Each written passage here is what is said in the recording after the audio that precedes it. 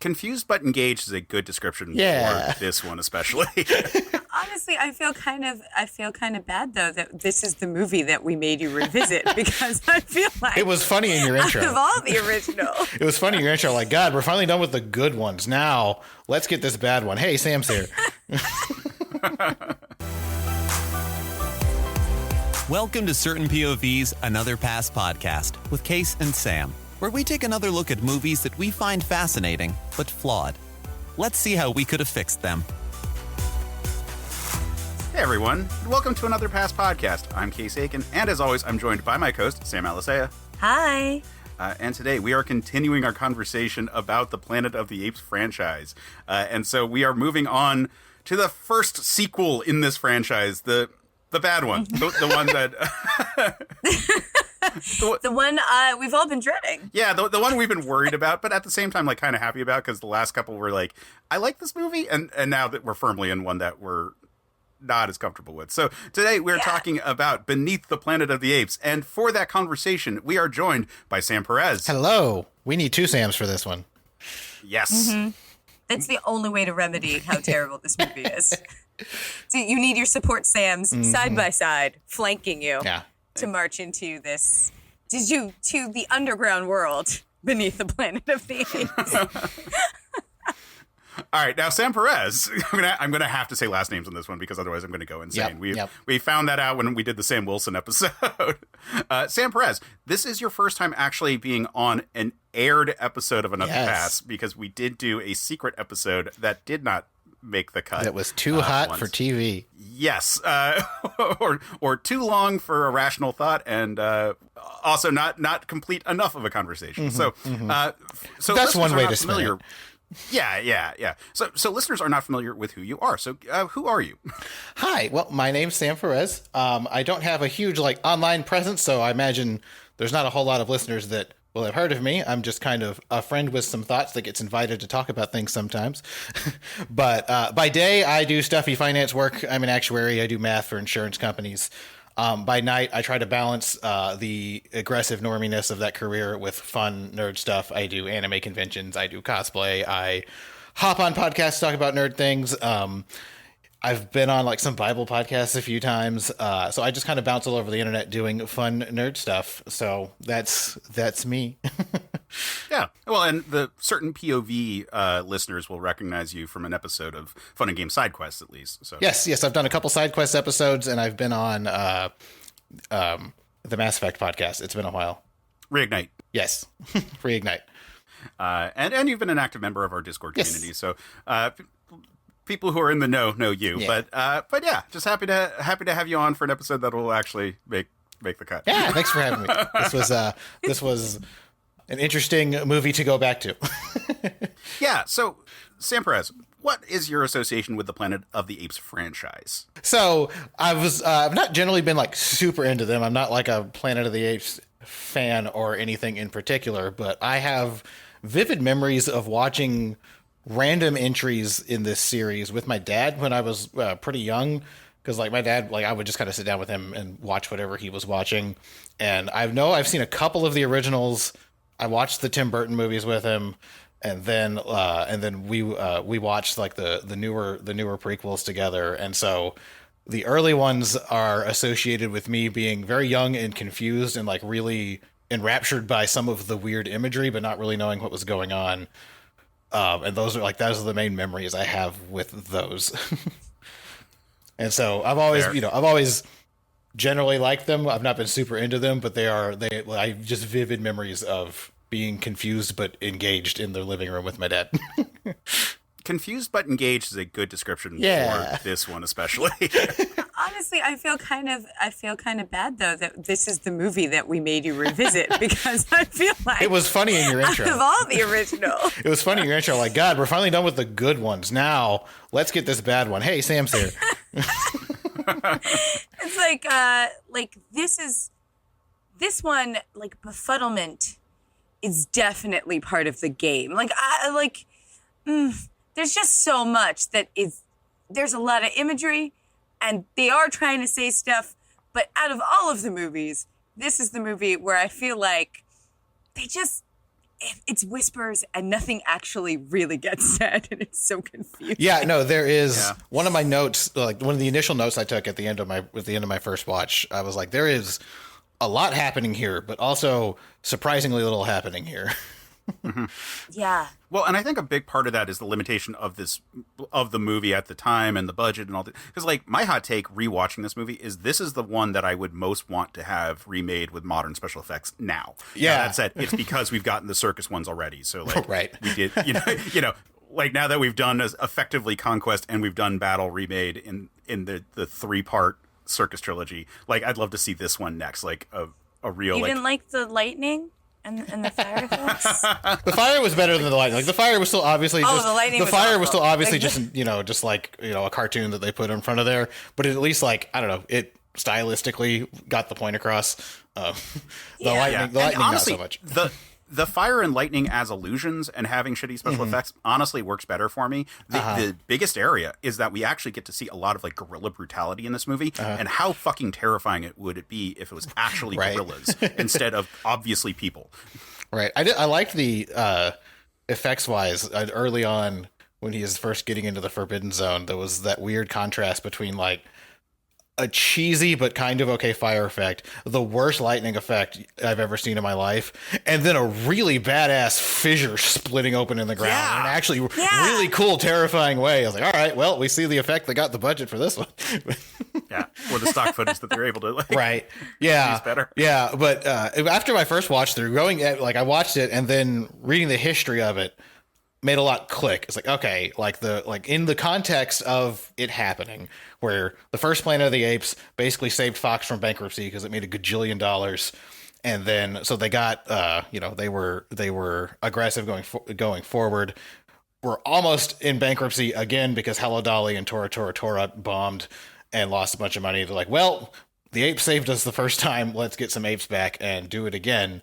And then, this kind of a quick, kind of desperate, like, we need more ape money. And no one, huge chunks of the original movie not wanting to be involved, not able to be involved, 4 different spec scripts floating around. They finally get some people to do the script. Everyone hates the script and is changing it mid-plot. Like, it all clicks. Like, okay, I see what's happening here. Right. It's an understandable train wreck. Yes. And honestly, it's a tall order just following up the first movie in the first place. Like the fact that we got good sequels after this is impressive, but it's also because they kind of they were like, let's set the whole thing on fire. Right. And then when they wanted to do more, pretty much they always have to reinvent it after this one. Right. So I don't know, like from scratch, I'm not sure how I would write the sequel. From looking at what we got and, like, what some of the ideas were, I have a better thought on that one, and we'll get to that when we get to pitches. But, like, man, it was a tall order making this movie, especially when Charlton Heston didn't want to come back at all. Yeah, and they had to appeal to, like, his honor to get him back, because, like, the first one was his baby. Like, he pitched it, he marketed it, he was all in on it, and then he didn't want to do another one. He's like, hey, I'm done. Like, we did a good job. And he just wasn't going to be involved. But I saw that, like, the producer went and had to be like, look, man, it's not going to happen without you. We need you. The first one was your baby. Don't let it die. And just kind of, like, guilted him into it almost. Yeah. And he was like, all right, fine. I will be in it. You get 3 days of filming. I'm giving all the money to charity, and I have to die in it. So you cannot make me do this again. you can feel that. You can feel that in the movie. Right. Right, especially considering that, like, they have to use so much of the first movie's ending at the beginning of this movie just to, like, have his, like, appearance time actually even feel like it's real. Yeah, and, like, I get that that's, like, a little bit of flashback at the beginning and, like, starting it literally, like, 2 seconds after the end of the last movie. One, like, sequels weren't as big a thing then, and so, like, we didn't have, like, what does a good movie sequel look like? And I kind of get it because, like, people didn't have home videos, and so you need a little bit more, like last time on Planet of the Apes, than you do you do nowadays.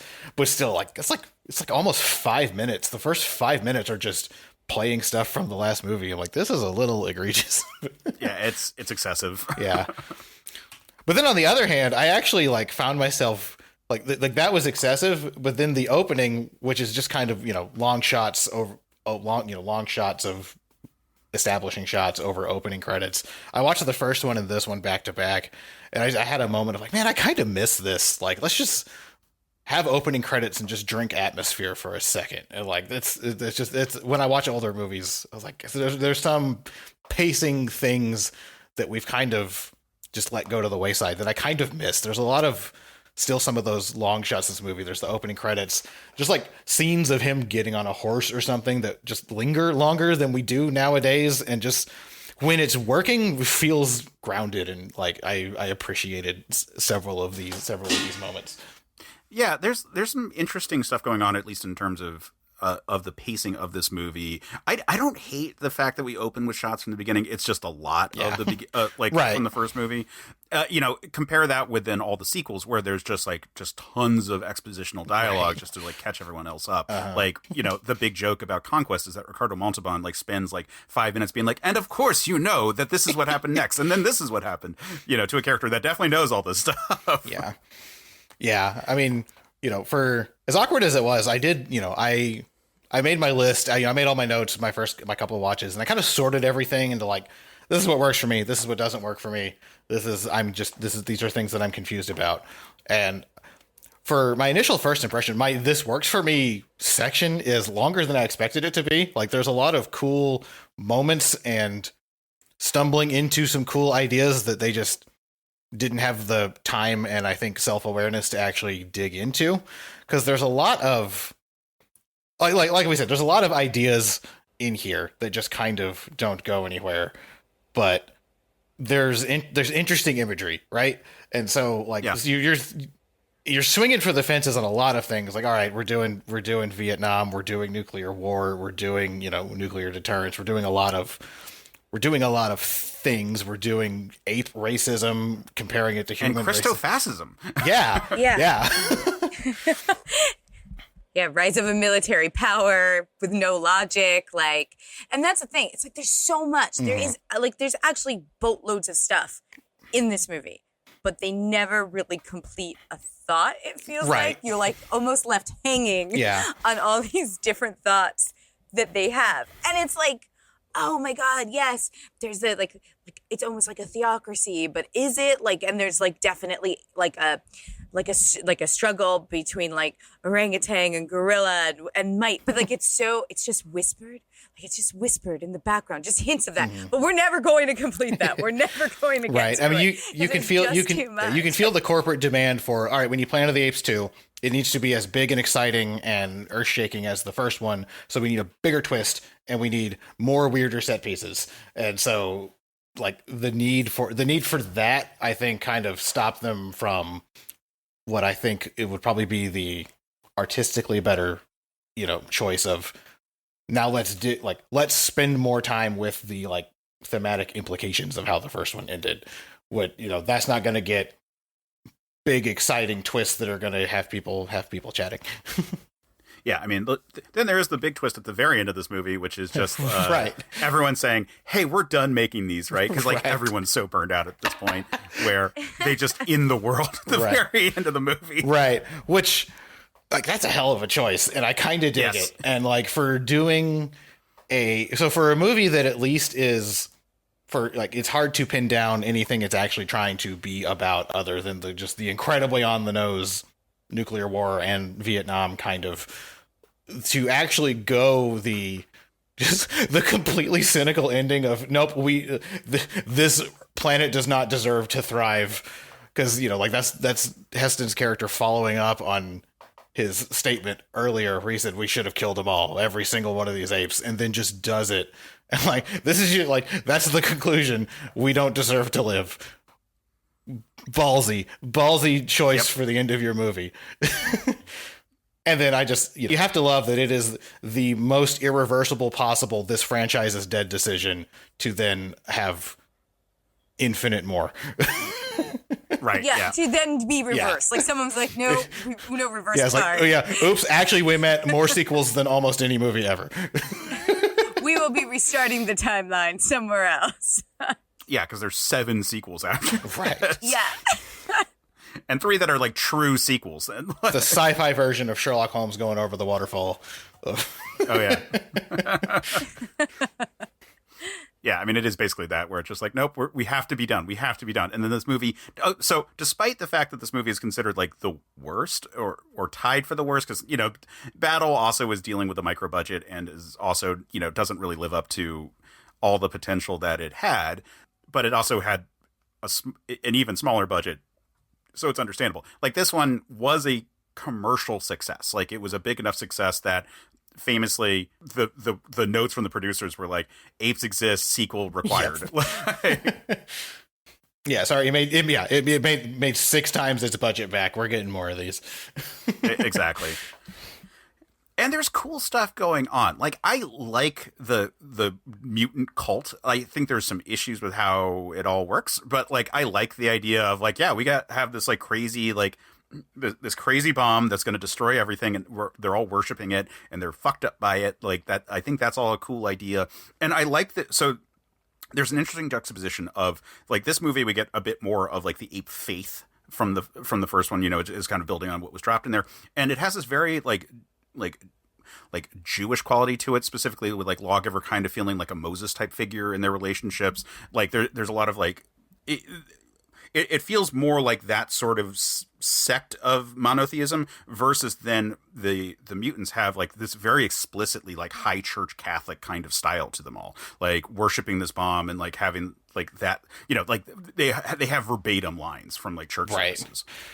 Yeah. So, I mean, that's a little bit less how I took it. I see less. I mean, there is in the ape faith, there's a lot more of that sort of kind of manifest destiny sort of use of things.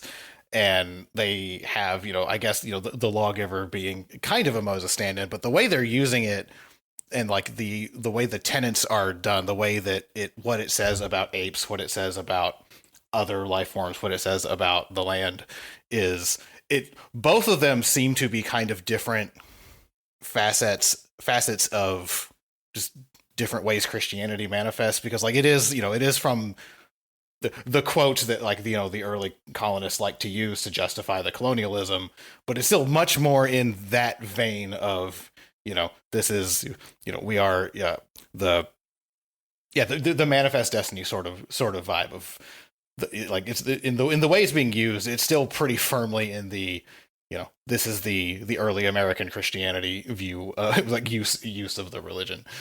Yeah, man, this movie, it's so like, just go into it all. All right, so let's yeah, go ahead. I think we need to like frame this discussion because like, there's so many like weird things, and also like it is also a movie where like not really that much actually happens. Right. In it. Like, it is the other sort of weird part. So let's talk about like how they got around the whole no Charlton Heston thing. Like, they didn't have Taylor, so they introduced Brent.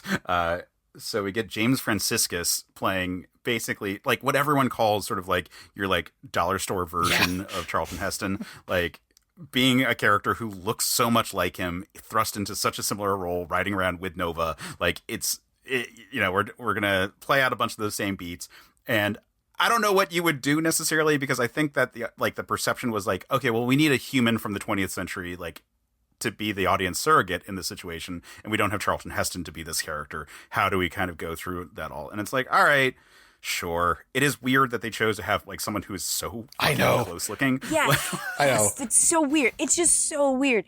And like, his delivery is not exact, right? Mm. Like, it's not like he's like super Heston, but like there are some lines where it's just like, you could tell they were like, you know, we need this to be a little Heston. So it was, right. It's weird. It's weird. That's why, and I feel bad because no one deserves to be called the dollar store Charlton Heston. Yeah. Like, no one deserves that. And he certainly did not deserve that. But that is still partially because he looks just so much like him. Like, if they had just gone with someone that looked slightly differently, maybe it would have been, maybe he'd be just a stand-in instead of a dollar store version. Yeah, right. Because when the movie was like losing me the most is because like the first half of the movie is just, let's do the last movie again, but kind of worse. Yeah. Because it's just, they got to do it kind of worse. Yeah, because they got to do it faster so they can do the rest of the movie afterwards. And also, we've seen it already.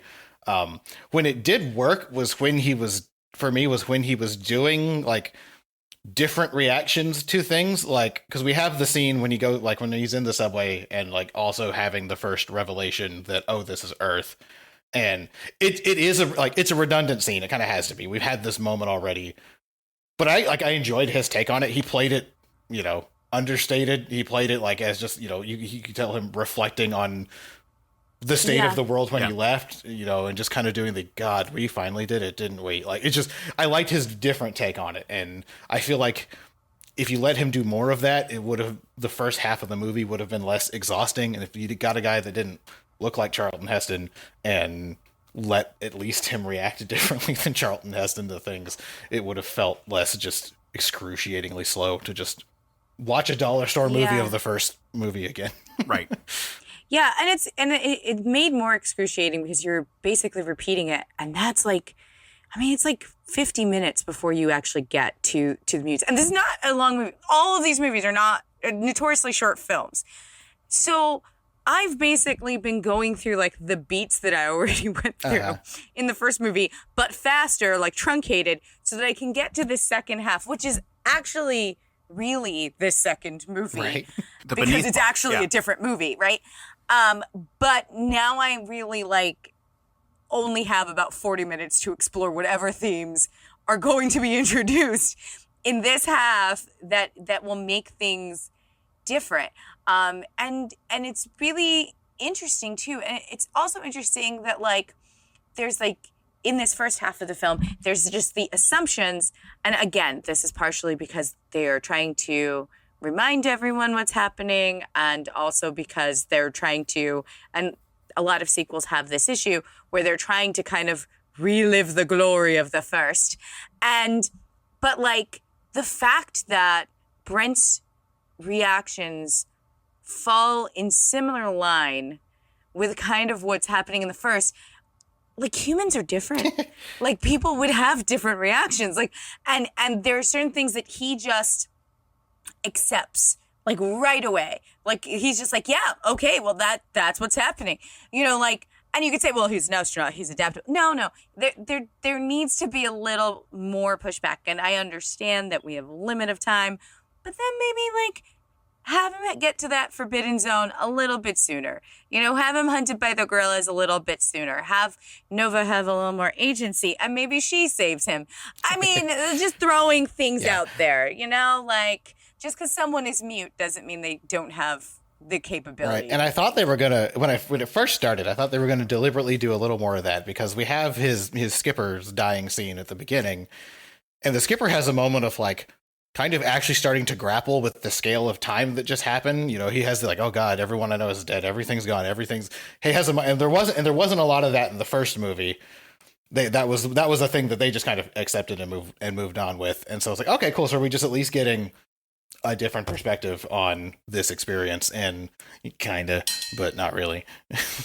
Yeah, although that is also an opportunity for them to kind of rewrite what was going on in terms of the time dilation, because the first one, it's just we're traveling at light speed. It's going to be 1,000 years.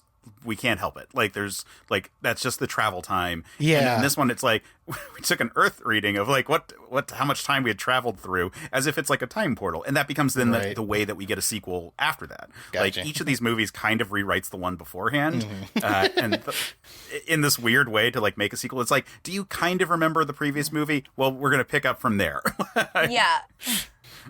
Don't actually remember anything. Don't worry they get about the years different. The year he says is not the year that they say in the first movie. It's 20 years early. It's 3955 instead of 3978.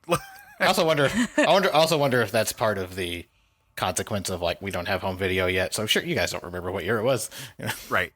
Although that would seem to be one where you just just get it right. Right, sure you could watch the original movie when you're writing the sequel. Or at least get the script. I'm sure someone has a copy of the script. Yeah. I wonder if that was what changed.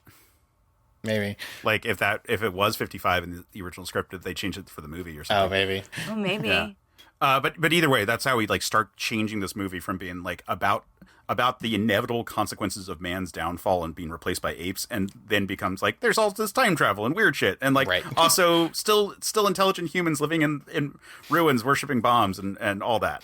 Mm-hmm. What is a human to do when they live underground as a mutant in the old cathedral of the time before? Yeah.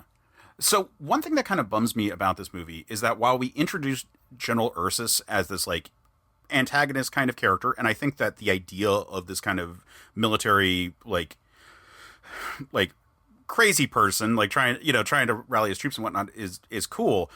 I don't think they do enough to really sort of establish like the paradigm shift that Taylor presented in the first movie. I feel like this movie is lacking consequences of the existence of Taylor, because it's like, oh, well, now there's like this forbidden zone. And also, ape don't kill ape, which means that all their wars have been not against ape. Like that's a thing that they reiterate as a big rule, and that Ursus is totally fine with. It's not like when we get to Aldo in battle where he's like he violates the ape not kill ape rule. Yeah, that thing strikes me as interesting because it's like this Taylor in the first movie should be the catalyst for why they're building up so much, and it's not really that. It's just, oh, there's something scary out beyond. Yeah, So in I have this split in my notes of things that work and things that don't work. I like the conceit that the big thing happening in the Ape City is that we just kind of have to go to the Forbidden Zone now, and that makes problem for the dogma we want, because we don't want the society to learn what's in the Forbidden Zone, but there is famine, there is conflict, there is something that's making us get out there.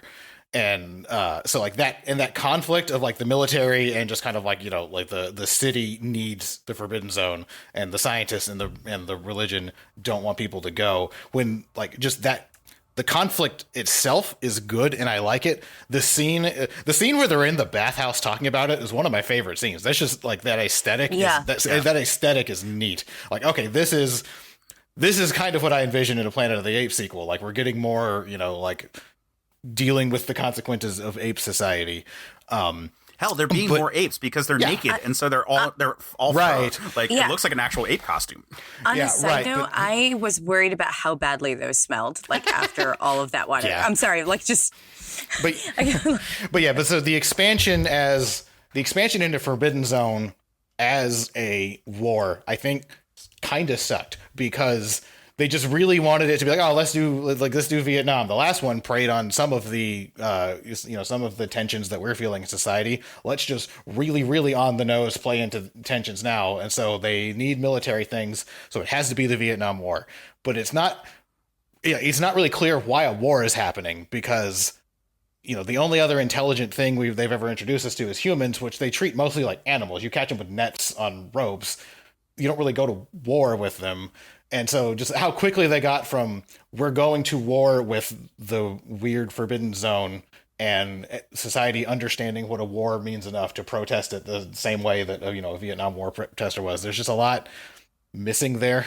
And like when his language is more Manifest Destiny, I think it's working better. And when it's just very naked stand-in for Vietnam, you didn't get their society there fast enough for me to like actually believe anything that's happening.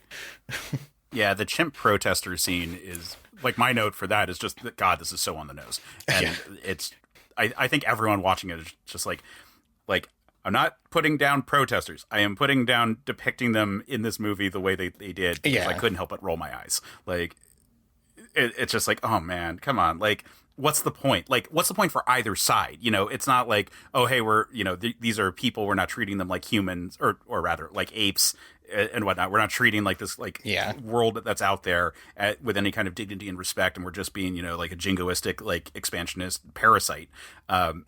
There's none of that really supported for either side. Because it's not clear what the ape culture really thought was in the Forbidden Zone and how they would understand an expansion into it. Like when I watched the first one again, my understanding of the Forbidden Zone was something more like the Village, of just like, oh, it's the big creepy woods that kill you. Don't go in there. They're kind of cursed. And so the fact that we're going into there would produce anti-war protests and more, and not, I don't know, sort of like religious, almost like blasphemy protests. Like, we can't go. We are bringing God's wrath upon us if we go into the Forbidden Zone. Like, that would be the protest I'd expect from how the first movie sets it up. But they just really needed the on-the-nose commentary, and so they just made it Vietnam. Yeah. No, I totally, absolutely agree. I mean, like, I think that reaction was very surprising to me. I think also, like, later on, and this is just, to me, like, things that I'm like, why would the character do this? Later on, when Brent is in the presence of the humans, and they're like, tell us what the apes are planning. And he, like, for some reason doesn't tell them. And I'm like, why does he have, like, why would he have loyalty to them? Like, I don't understand. Like, if it were me, right, and I'm, like, in a world, I'd be like, I actually don't know, but I did overhear them saying that maybe they'd come over here. I am totally not a spy, but, you know, I just jumped in out of time. So sorry. Like, I'd be spilling it all. Especially because they're human. And, like, or, like, seemingly to him, right, he hasn't seen their true faces. They look like people he's left behind, even though they're wearing weird stuff and praying. And, you know, they talk telepathically. But for the most part, he would identify more with them. So I never understand why he's so guarded about it, as if he's protecting military secrets. Like, it's not even like he knew, like, Zira and you know, any of the other apes or anyone, like the chimpanzees, well enough to want to protect them. Like, if it was Taylor, then maybe you could see him being, like, a little bit skeptical, because he's known, like he's been in their society, he escaped from their society, and, like, maybe he, like, because he's got more of a bearing. Yeah, like there you can believe there's an ape he doesn't want killed. Yeah. Right. Like, well, I mean, Brent did have a positive relationship with Zira, but and Cornelius. But is it enough to, like, not rat everything out? Right, yeah, to not just say, there's an army on the way. Well, counterpoint, they also did just try to psychically have him murder Nova right before that. So, like, there's also that other side of it, he doesn't too. like them either.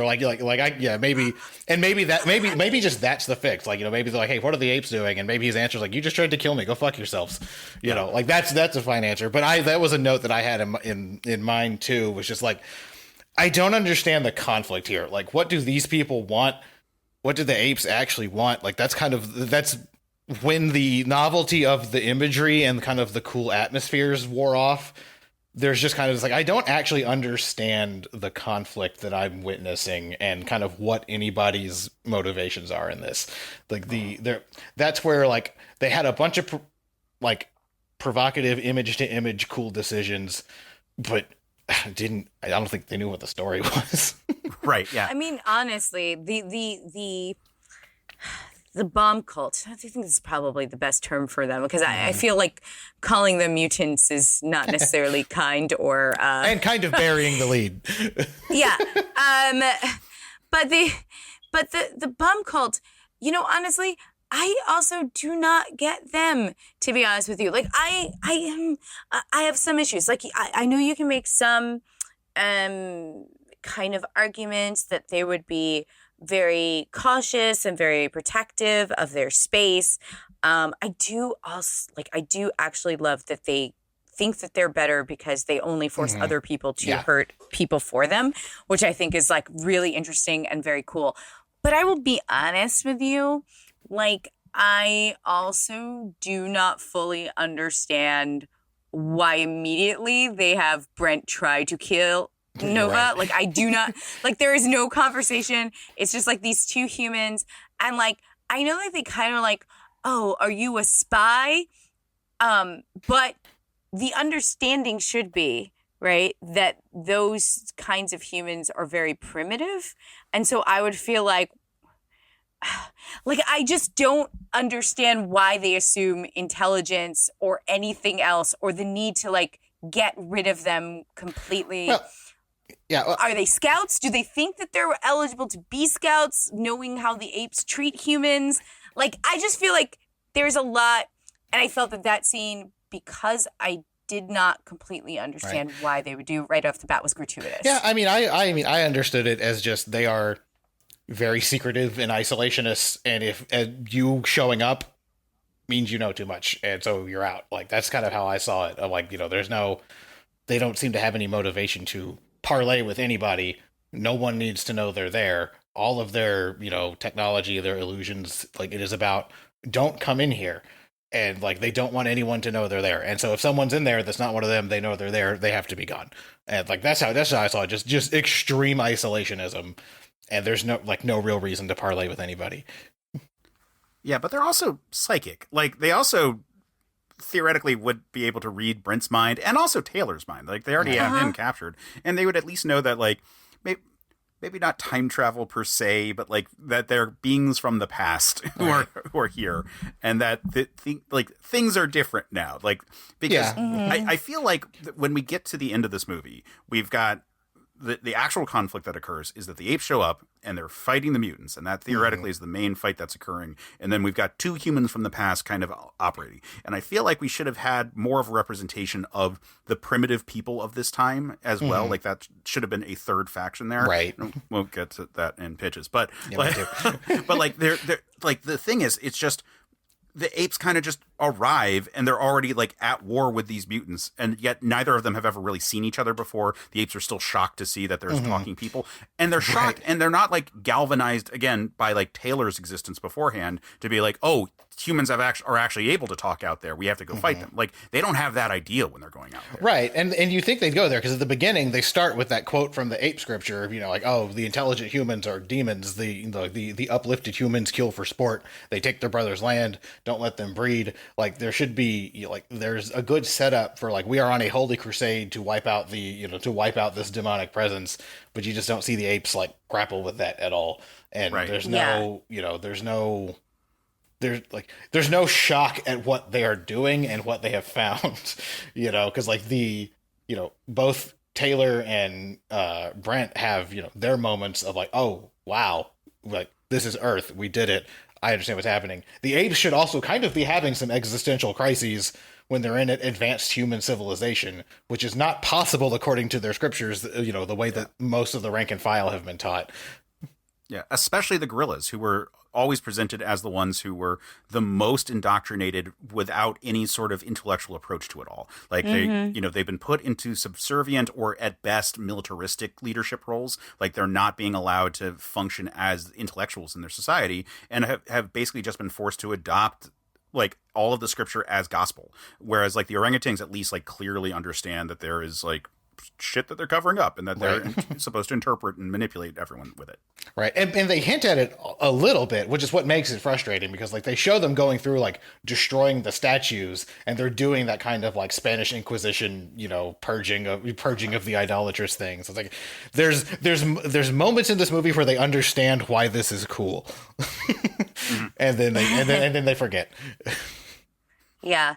I think the thing is that there's so many amazing themes here, and I think that a couple of the themes they may not have been ready to really address, because that feels like a lot of like Christian colonialism, and I don't know if 1970 it depends. I don't know. America was ready. I don't know the writers, or the director that well, so I don't know if it's just like doesn't have the artistic chops to wrestle with this, or it's maybe just like they got to shit this thing out with half the budget they expected and not enough much of time redoing the script as they're filming. So this could just be time, because there seems to be people in the writing and in this movie that get the theme, that get that this is a Christian nationalist allegory in a lot of ways, and the sort of, religious fundamentalism that made us excuse the atrocities we used to set the country up. Like there's people in the writing room that get this. They just, it just doesn't get to come to the front. And I don't know how much of that is talent and how much of that is the studio is very specific about a thing that needs to make us $20 million. Yeah. And I think you said something like really correct, because I think the other movies were even especially the movies that follow this movie, I would say that no one would ever accuse them of being subtle. They are very heavy-handed with their messages. Wait, the movie that ends with like the city on fire and a chimpanzee screaming, "This is the beginning of the Planet of the Apes." Yeah. So there's no subtlety. Like, it's not that this franchise is afraid to take, like, basically look racism or slavery or any of the multitude of things, disarmament, in the eye and be like, that is wrong. It does. And I think that's why this movie probably ends up on the bottom of people's list, because even though, yes, it is very like, well, they fucking blow everything, you know. Anti-everything, yes. Yeah. It's anti-everything. But that's kind of the problem, is that it doesn't get heavy-handed till the very end, and even then there's so many mixed messages, or a multitude of messages throughout the film, that you're just like, oh, okay, so civilization's just terrible. Cool. Right, yeah, because I mean, the coherent messages this movie gets out are basically like, bomb bad, war bad, fuck everybody. Yeah, pretty much.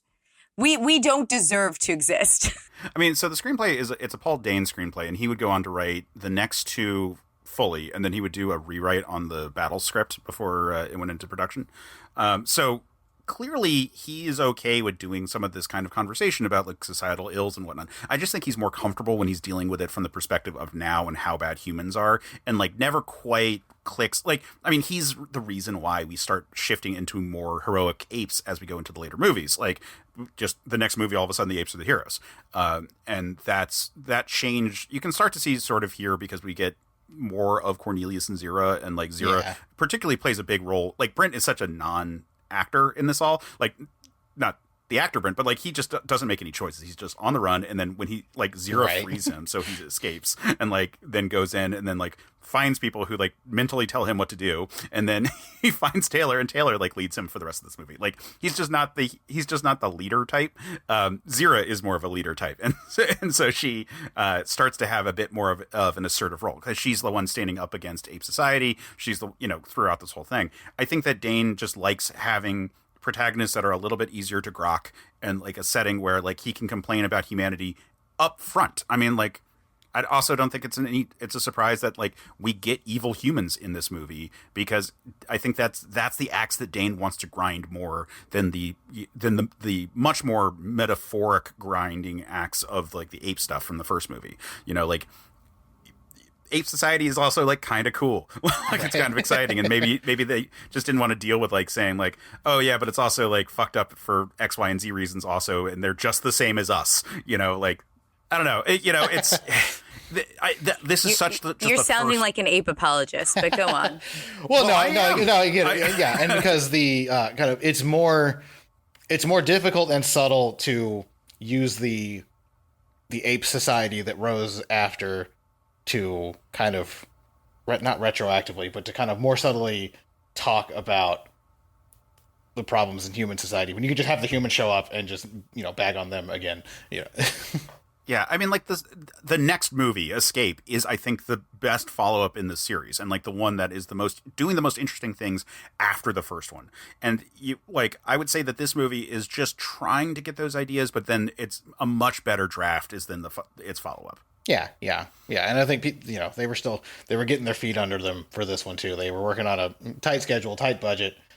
Lots of cooks in the kitchen trying to figure out what this thing was, and I think they figured it out. This was just kind of the first rough kind of groping around in the dark a little bit thematically for what's sticking and what's not. Yeah, I mean, there's so much going on in this movie.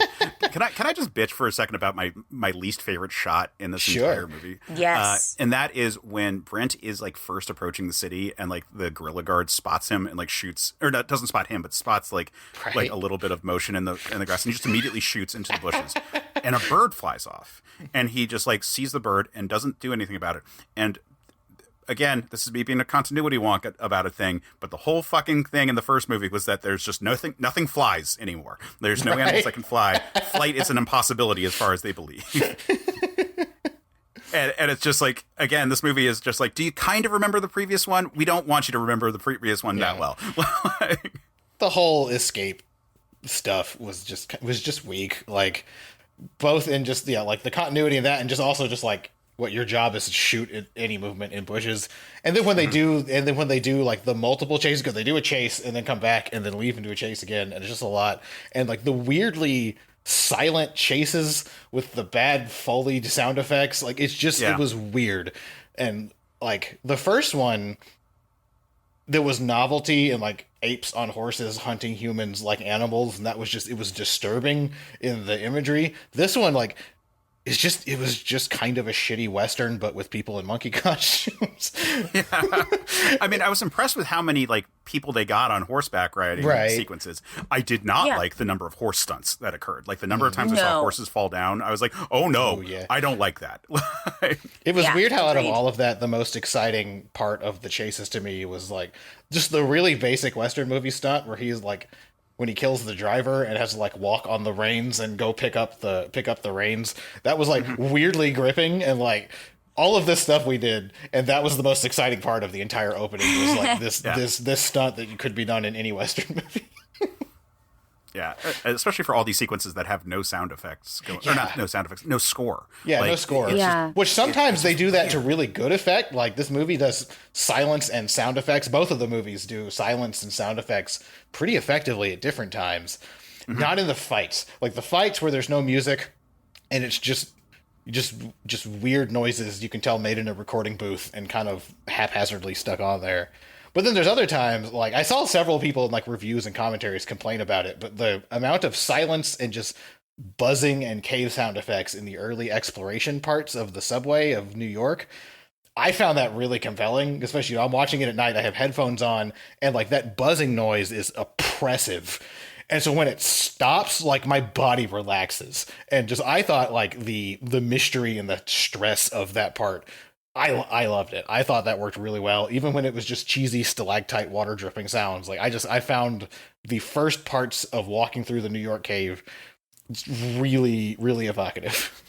Yeah, all the mutant sound effects I actually really dug. Like the humming part, like the way they like taunted them when they touched the ladder, and they were like they actually really tested it. You know, like he would tap it and release, and then as soon as he got off the ladder when he climbed up, like the buzzing came right back. I really liked those details there. Yeah. And then the actual sound effects that they would play when the mutants would project their thoughts, I thought was really good. Yeah, it was neat. Then the scene where he's like going crazy because they're all like shouting thoughts into his brain, and like we're hearing like all of this stuff. Like, it kind of reminded me of 2001 in a certain way, like the way that like that noise is so oppressive and like and like it's like really coming on you right when the point where everyone goes black at like various points. Like it felt kind of perfect for that, and I loved those parts there. I thought that was probably of all the production elements of this movie, the sound design in the second half of the movie I thought was the best. And honestly, that fight between Brent and Taylor not having music I thought was perfectly fine because it was a brutal weird fight within that weird hissing or whatever sound that you were getting from the dude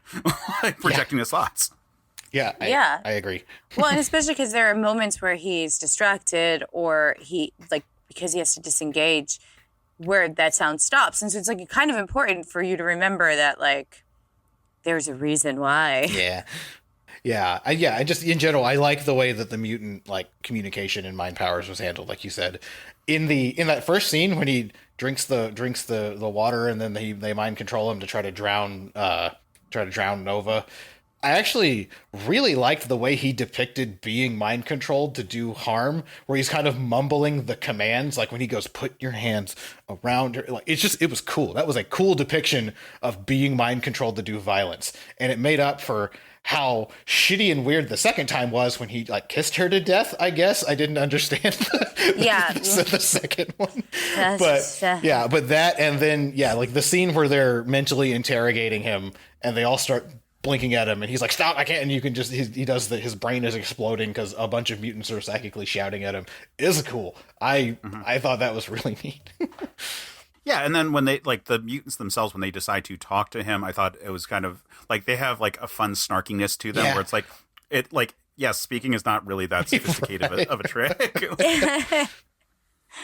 No, that was good. That scene went on a little long, but I liked that scene. Yeah. It was also impressive learning that both that scene and the Cathedral for the Bomb were both like they slapped some stone on top of the Hello Dolly sets. Like I know, right? That's for Hello Dolly. They are like we have no money for this movie. Make it in the Hello Dolly soundstage. That movie cost us enough. Like we can use that stuff.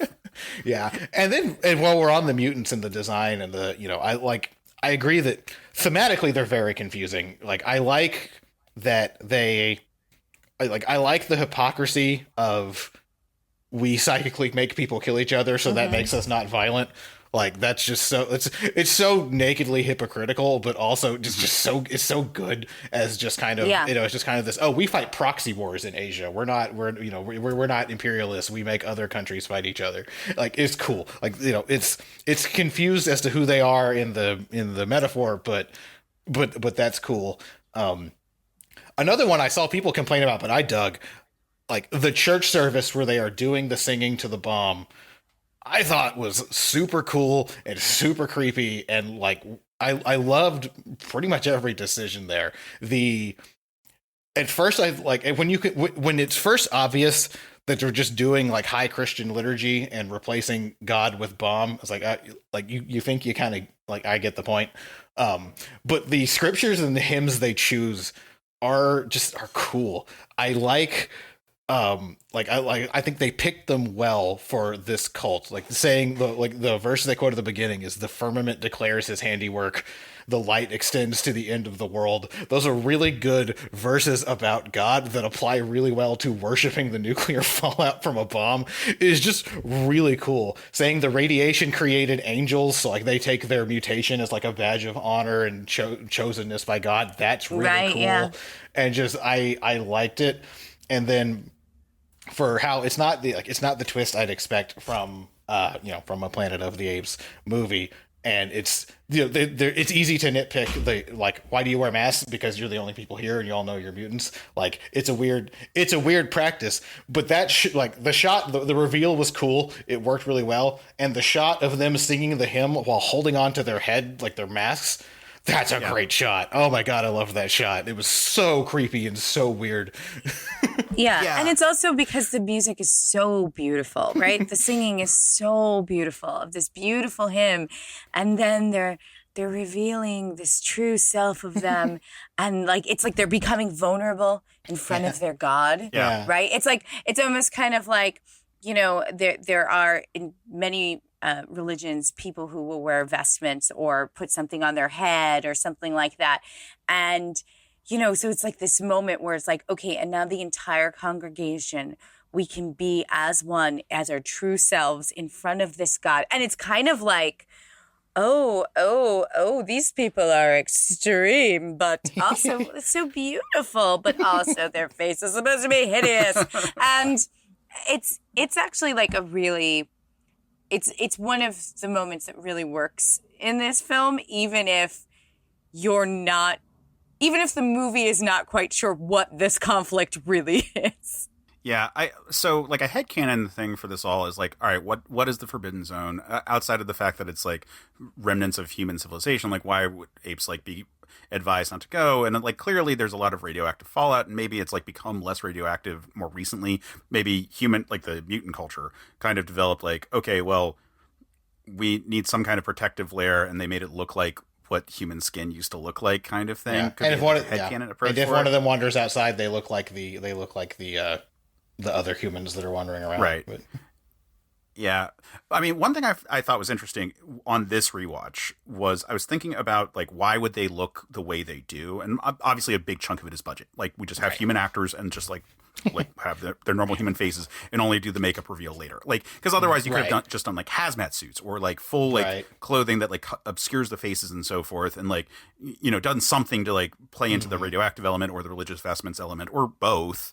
But why is it human faces? And I was thinking about this part, which is it's also a really small genetic pool. Like this is the equivalent of like when we discovered Pompeii, if all the Romans were still living there. Like, yeah. And even if it's like a couple thousand people, which I don't think it is, like, it's a really small genetic pool. Yeah. So there wouldn't really be that much racial diversity at this point, 2,000 years in the future, regardless of what's been going on. And I find this conversation about our true self, flipping around to being like, oh, so what is the face that they're putting on their outside? Is that their presentational self? Is that something that they are creating for themselves? Because like, all right, so fucked up thing in the credits. Don Pedro Colley is credited as the Negro. Yeah. Or not even the Negro, just as a Negro in it. And it which sucks because he's one of the most, like, has one of the most lines of any of the characters in it all. Like, he's the one who, like, is pushing them to have the fight between Brent and Taylor. Like, he has the one of the best deliveries of any of their group when it's like, when we sing to our God. Yeah. Like, it's a great line right there. And I like that we have a major black character in this group.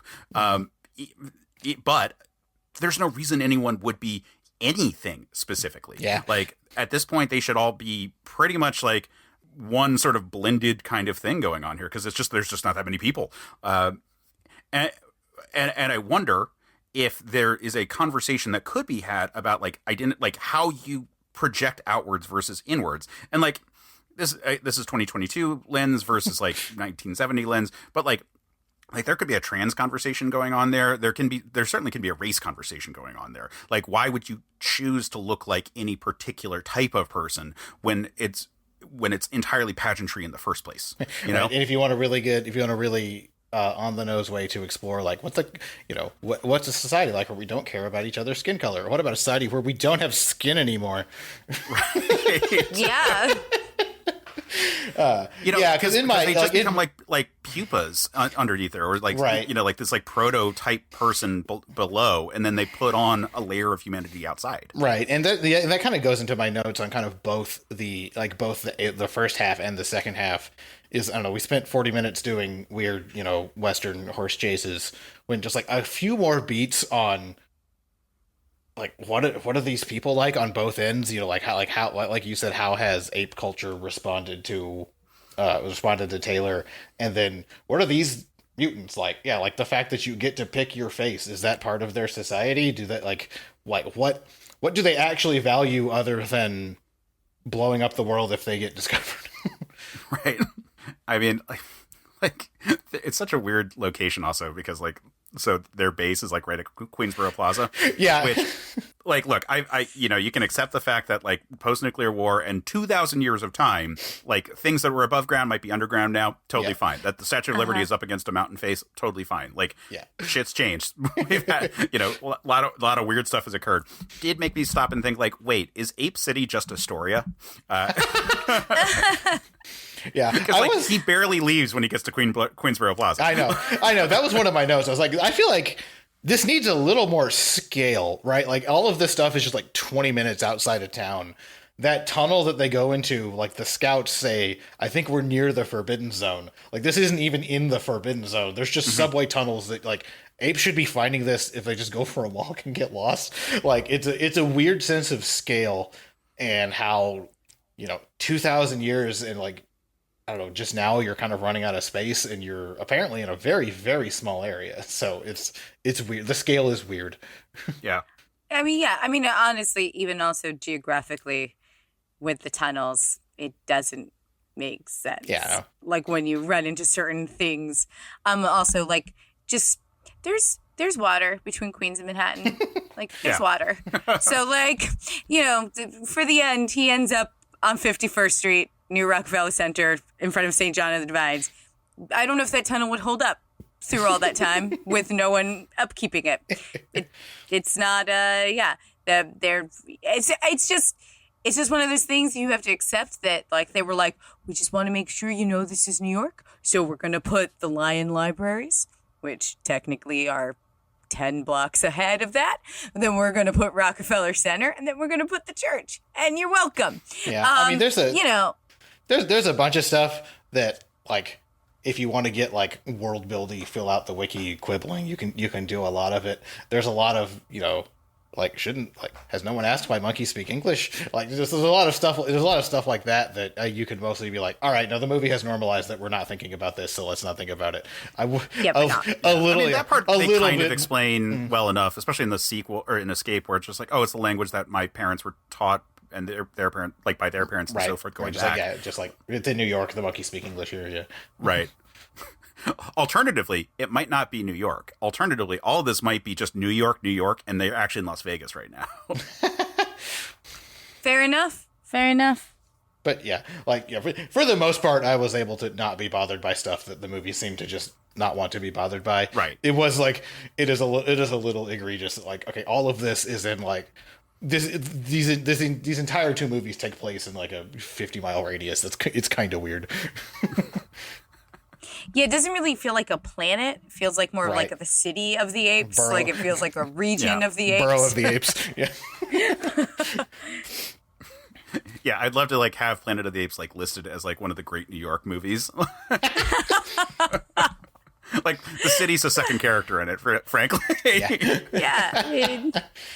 Although some would argue that the Statue of Liberty is closer to New Jersey. Pains me to say it as a New Yorker, but Yeah, but I mean, like then they're in Queensboro Plaza, so like, it's just the positioning's all kind of weird. And like honestly, like I don't really care that much. Yeah. I find it funny. It's but like honestly, the underground Rockefeller Center and all those things actually looks pretty good. Yeah, they're like, cool sets. I think the actual sets look shockingly good. Right. I mean, it's weird that the mutants never in 2,000 years were like maybe we should like redecorate a little bit, like maybe like make it a little bit nicer. Yeah, that's why like just like a little nod that like if you go further underground, there's the actual place, like just something like that, just something like that. Yeah. Yeah, like maybe the bomb is like up there, which side note, I guess there's like a military base right there, or they brought it over. I don't know. It gets real weird. And again, with each movie being just like, oh, do you kind of remember the previous one? All of a sudden it shifts over to California, and then like they sort of imply that the mutant base is starting in California, and it's always so small. Like their world is never very big. Honestly, the biggest Planet of the Apes movie is Escape, just by virtue of the fact that it's like, oh yeah, well, we're talking to Washington and then California, and there's like radio broadcast, so you see people around the world a little bit. Like all the other ones are just like, oh yeah, in this town that we're at currently, the Hamlet of the Apes. What a quaint little town. And what about the sewer system? Oh, you mean we have to go beneath the Hamlet of the Apes? Also, that would be kind of fun if the mutant city was actually underneath the Planet of the ape city. You just like literally right under them. Right, like right underneath it, or at least like some aspect of it. Yeah. Something, and maybe that could drive some of the tension, like the realization that their civilization was like built on top of like literally like a still thriving one. Yeah, or at least like still alive. Yeah, one. That's fun. I don't know. There's like deep sigh. Yeah, like. There's so many weird moments in this movie, like the spot where Brent goes to drink some of the water when they first walk into the underground tunnel, and it looks like sludge. Like he sticks his hand, it's green with floaty things, and he's like, "Ugh, I can't drink this." I'm like, why'd you think you could? Yeah, there is not a person in any time that's like, "Ooh, this water that's filled with debris looks clean enough to drink." Yeah, and like you were at the scene where they were at Zira and Cornelius's, like that was like an hour ago. Like you're not so dying of thirst yet that you need to drink the scummy ancient fountain water. Right. At least wait until they psychically create a clean one for you. Right. Speaking about Zira and Cornelius, we haven't actually talked about this one. So this is the one movie, kind of, that Roddy McDowall is not playing Cornelius. And I say kind of because they have 5 minutes of the end of the first one at the beginning where it is Roddy McDowall playing Cornelius. They didn't reshoot those scenes. So we get... So we have David Watson as Cornelius. And so if you watch two clips back to back, it's pretty distinct. I actually think he's doing a pretty good job. I will say this kind of refutes the argument that we had last time when we were talking about Escape, that it's just the masks kind of are interchangeable. Like very clearly the actor looking different. Like he didn't look like Cornelius because just the way the prosthetics like applied to his face. And so there's that. I think he did an okay job. I think he was fine. Yeah, I mean the scene in their house was basically the only actually good scene of the first part of the movie. Oh yeah, like that was enjoyable. They actually did some pontificating on what do these people think of what happened since last time. What do they think of what ape society is like now? Like that was, I dug that part. And I thought it was really funny because we talk about dollar store Charlton Heston. I love when he shows up. She's like, "Oh my God, it's Taylor." Wait, no, like even she can't tell him apart. But yeah, it's kind of definitely poking fun of the fact that they found someone who looked exactly like him. I thought that was fun. Yeah. And it makes sense because she's primed. Like Nova had just walked in, and they do recognize Nova. And then this guy who has the same haircut, walks right in. It's just funny. Even it was just funny. And also, all humans look the same. Right. Also that, and like that also kind of worked for me. Like that spot where the movie kind of acknowledges that they just look the same, actually works. Yeah. Like, I don't know if the movie should have done it, but like the fact that we have that one scene works fine. Mm-hmm. Yeah. Yeah, because like and that scene, like their conversation was good. When Zayas comes over and they have a conversation, like even not being a big fan of like how they got them to the point where, all right, there's a conquest going to the Forbidden Zone and we need military and religion and science going because this is going to shake our foundations, and so we need all hands on deck to survive after this. I like the conversation she had with them. That was the part of the movie that felt like it remembered why the first movie was good. Yeah. I think also like you get the scene does a lot of the heavy lifting of trying to give information about what is happening right now in ape society, right? So like it's giving us like a post Taylor update kind of. Yeah. And it, of course, because it's only a scene, we don't really get too much. We don't get everything that we would want to need, like the consequences that Case was talking about earlier.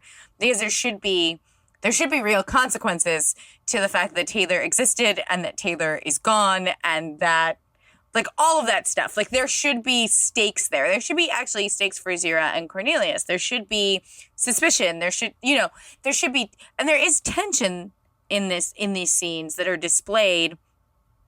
And so it's kind of nice because it kind of, it sets the tone. It tries to set the tone on the right path, and then you get the horse stuff and you go off the rails again.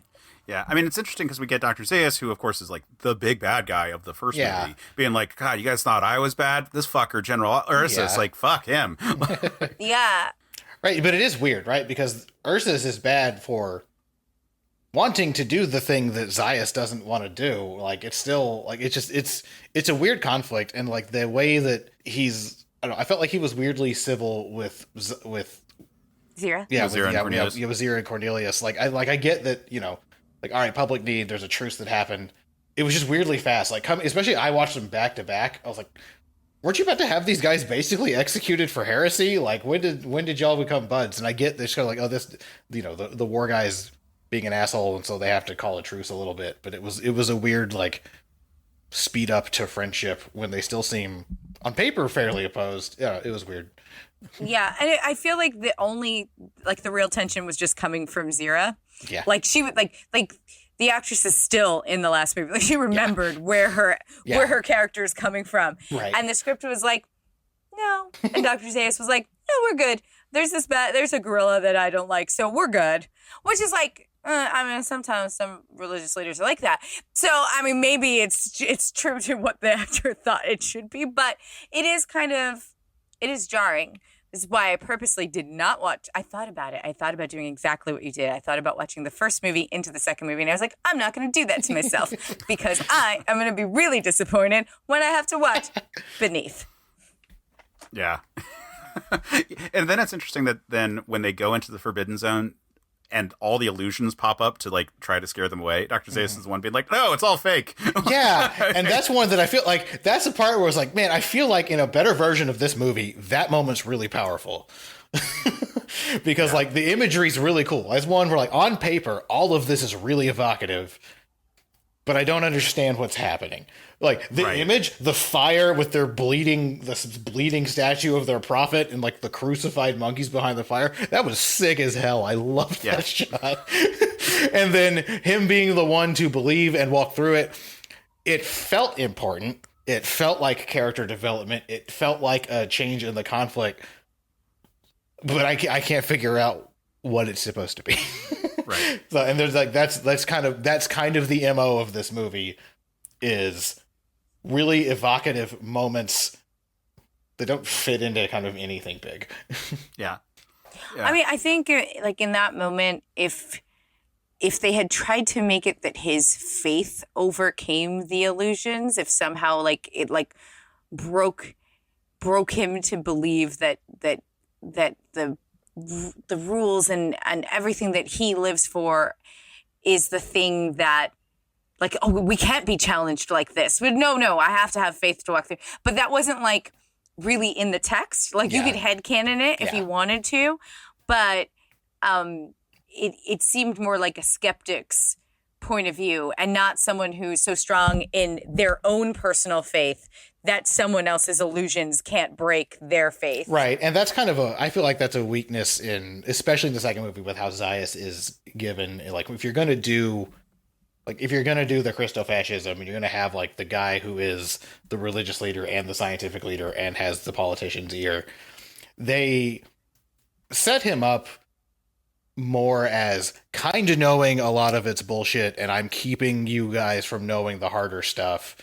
And I just, in general, I find that a less accurate and more cynical way to deal with like how fundamentalist religion infiltrates politics. Like the extent to which I feel like it's easy to assume like, oh, the guys at the top know that they're grifters. And I just think that's generally a less interesting way to depict it. I think if it was some actual, faith that he's, like you said, if there's actual faith he's wrestling with and, he reaches inside himself and finds something, that would be more, I saw it more as, I don't know, like he kind of knows this has to be some kind of illusion. I think they paint him, I think, a little too much as a grifter in it, and that kind of annoys me. But that is Zaius though in the first movie too, though. Like he's aware that humanity has a history of being intelligent, at least, like, and that their text explicitly is denying those parts. Right. Yeah. Right. Yeah. And I think that's one of my quibbles with like Zaius in the entire metaphor, but yeah. I mean, I think you could also state though, like you can be a grifter and start believing your own press, right? Like I think there's a fine line to walk there, and I think like even if they had made it seem more like, I think if they had just placed a line in there somewhere where the gorillas questioned him and his authority or like his knowledge or something like that, because then that becomes about pride, right? That comes more about like, oh shit, like I won't be in power if they can question me on this, right? They can question me on anything, right? And take some cred back from the military for a moment, which I think was kind of accomplished there, right? Like he's insecure about losing. He's losing his control, and the military demagogue is now like calling the shots, and he kind of gets some of the cred back on that moment. I think even just like a moment of like the gorilla just being like, right. Oh, I thought you said that blah, blah, blah, blah, blah. And be like, no, this is merely illusions. Right. And then like he could be a little afraid, but he could still charge in. So you're like, oh, does he really believe it's a fucking illusion? No, he doesn't. And then he does. And then he's like, ha. And then like he's a hero. If it was like a game of chicken or something between him and Ursus. Yeah, like, because if Ursus was like Michael Clark Duncan's character in the Tim Burton Planet of the Apes movies, where he's actually like a very devout religious figure, in addition to being the military leader type character, and he's like pushing it even further. Like, so it's like this race between someone who, like, because Zaius he's a grifter, but he's not a grifter. He legitimately believes that ape society is way better than human society ever was. It's not like there's some like old ancient race that like actually had their shit together. Like he knows that they destroyed themselves. Like, and the only thing he's concerned about is preventing apes from following the same mistakes. And so he's trying to hide that part of human, like of their history, by way of being like, okay, humans destroyed themselves.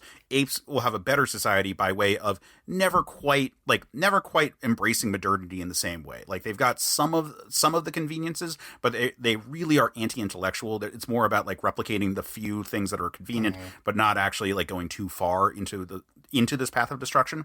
Like, so he is a grifter because he's denying these things, but it is for like, he sees it's for the greater good. Right. But if someone took the whole dogma and went too far with it, and that's why, like, because Ursus at one point says ape not kill ape, like he's the one who says that to not Zaius, and like that would be interesting if like, all the spots where it's like, oh, we don't need martyrs, and so they just like, let's do it quietly, and what, I don't know, it's so back and forth on like what the gorillas believe in this movie. Like, I know. Man, I did like after he gets through the illusions as a characterization of the mutants, I really love that the way they justify it is, oh no, they're too stupid for our mind magic to work on them, and like it's just they can't admit like a failure It's just like they have to like, oh no, we're too superior for our peaceful interventions to work. I loved that. That was just a really good dig on how self-important and hypocritical their culture was. I felt like that's an underrated moment. That was a really good line.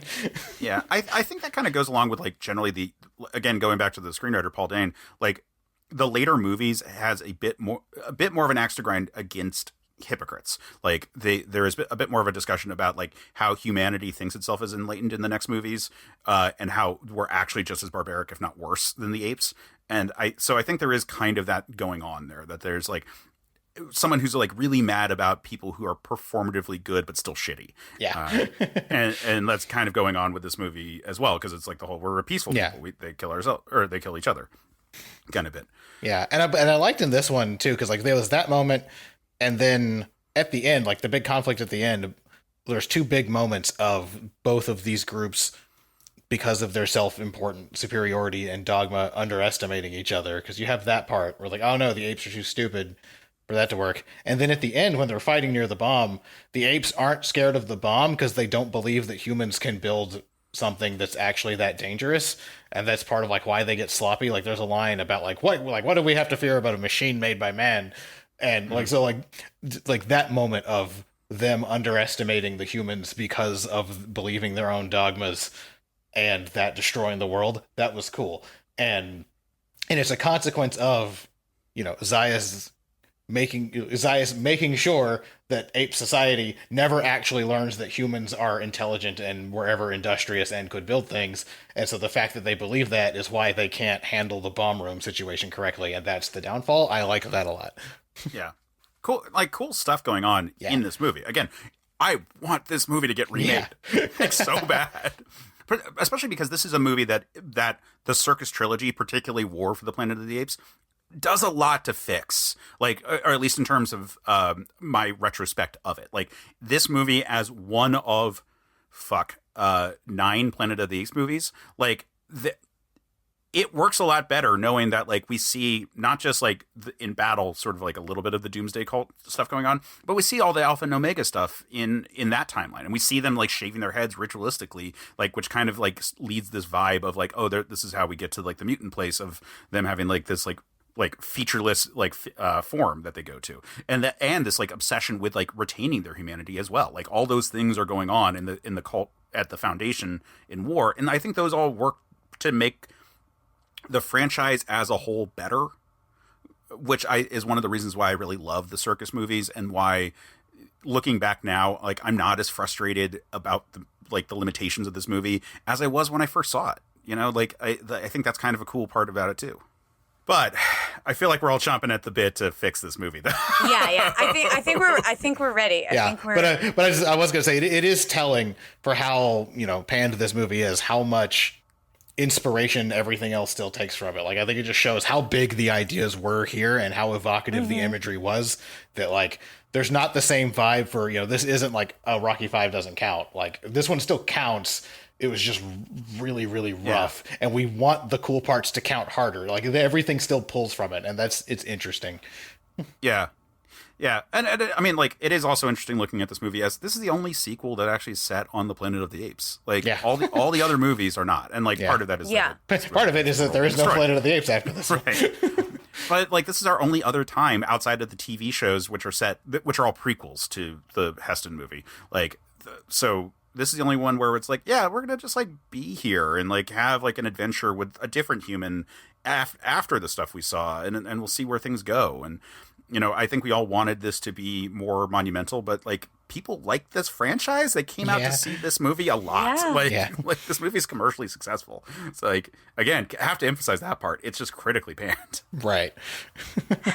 Yeah. So why don't we take a break? And when we come back, we can speculate on what they could have done at the time of production to not have this be critically panned. Video games are a unique medium. They can tell stories, immerse us in strange, fantastic worlds, blur the very boundaries of our reality. But at the end of the day, video games are fun, whatever fun is to you. I'm Jeff Moonen. And I am Matt, a.k.a. Stormageddon. And on Fun and Games, we talk about the history, trends, and community of video games. It's a celebration of all the games we play and all the fun we find within them. And there's so many more games out there. So we hope you'll share in that conversation with us. Fun and Games podcast with Matt and Jeff. Find us on certainpov.com or wherever you get your podcasts. And happy gaming. And we're back. All right, so Sam Perez, here's the deal on the show. I am not allowed to go before Sam Alicea. So, as our guest, you get to choose. Do you want to take the first swing, or does Sam get to go first? If Sam goes first, then I could go before you. But that's that's the math on that one. Okay. I actually don't mind going first. Okay. So I'll go first. So when I was thinking of what I would do, what I would do differently in this movie, I made a few assumptions. I'm going to keep the general outline. I'm going to assume that we have the same basic beats that we need to hit, right? The Ape City is going into the Forbidden Zone. There's a hyper advanced mutant race of humans living deep. Still big twist, reveal that they're mutants. Mm-hmm. And I'm not making a lot of effort to do any sort of continuity with the circus movies. I'm just thinking, if I am making Planet of the Apes 2 and all I know is Planet of the Apes 1, what am I doing? Right. This is from the perspective of making the movie at the time. Yes. You're not going to get Charlton Heston as your lead because Charlton Heston flat out is like, I'm not doing this movie. Yep. I'll come for a cameo. Yeah. Yep. And so basically all of my differences are just smoothing out the ideological parallels and differences of the apes and the humans. And I think that's how you make this more interesting. So, I think we take a cue from one of the pitch scripts that got thrown out, rather than just Taylor went to jail and has been there since 10 minutes after the first movie. I have him teaching, having a little group of humans and slowly teaching them how to speak. They have little grunt communications now. He's starting to spread some of that. And then he's been captured, and we don't know what happened to him at the beginning. And this means Nova can talk a little bit now, and I think this makes her a little bit less gross. It'll still be gross because you got it's the 70s. You got to have that, but it's not just this weird fantasy of this mute, sexy woman that you have complete intellectual dominance over. And the flashback where he talked about maybe I'll teach you to talk, or maybe we'll propagate the human race. It'll be a little less gross if she can communicate back. The consent to it. Yes. She is now at least has enough agency to consent to things. And I think that makes some of the scenes where she finds him and it's a less weird overall. And then change a little bit of ape and human culture. So focus on how the apes want to believe that they're ontologically superior to humans, right? We're the only ones capable of rational thought, the only ones capable of moral thought. And so they're like in the first movie, they're hiding evidence of the advanced civilization of the past.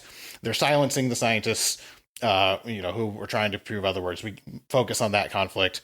I like the desperate need for the Forbidden Zone, right? We don't have enough food. Look, we've been here long enough. There is a very tiny part of land that you let us live in and grow food on. We need more land. And there has been both scouts to go see if that's possible that are scouting without permission of the church and the scientists. And then also, with Taylor being there and with stuff having happened, some people are going out. Maybe some artifacts are coming back. There's chatter among Ape City of what is out there? Is something hiding from? Are they hiding something from us? So there's a little bit of kind of intellectual unrest in the in Ape City since the first movie. And so that's kind of the setting for them. The humans, we need the bomb cult to be more interesting. We need a little bit fleshed out. The goal that kind of the same from them. The parts that worked was when they were a different form of violent society than the apes. We give them more of the holdover of how we destroyed ourselves in the first place. I want to see a little bit more of their city, a little bit more of their culture. I want it to be a little more utopian. They're advanced. They have psychic powers. Once you get underground with them, make it for the group of mutants that's alive. There's actually there's comforts here. There's technology here. They are living underground and hidden, but they're living in comfort and some sort of prosperity with at least among themselves. And then tie them in to why the rest of the humans are mute. I like the idea that they get their psychic powers from the radiation, but at a certain age, a high dose of the radiation. And if you can't handle it, your brain melts and you can't talk. But you don't get the full, you don't get the full face skin mutation, but now you're like, something's wrong with your brain, and they throw you out. And that that they are, I like the idea that they are somehow responsible for the mute humans. And so they want to stay isolated because they just like, there's a big group of them that can handle the mutations. They are the ones chosen by their god. They deserve to live in prosperity and in privacy forever, and let the other humans just kind of go be chattel for the apes. And then the bomb, I want there to be some kind of knowledge between the religious ape leadership and maybe one of the mutants. I like the idea that maybe there's a couple that actually both know the bomb in there. And the motivation of the bomb, humans have the bomb because they would rather end the world than share it with some sort of inferior life form. Ape leadership would rather end the world than essentially have to emotionally handle the spiritual consequences of not being the one unique species that God made. Like the fact that the humans that we keep and treat as animals are capable of thought, are capable of speech, are capable of ethics in a way that we are.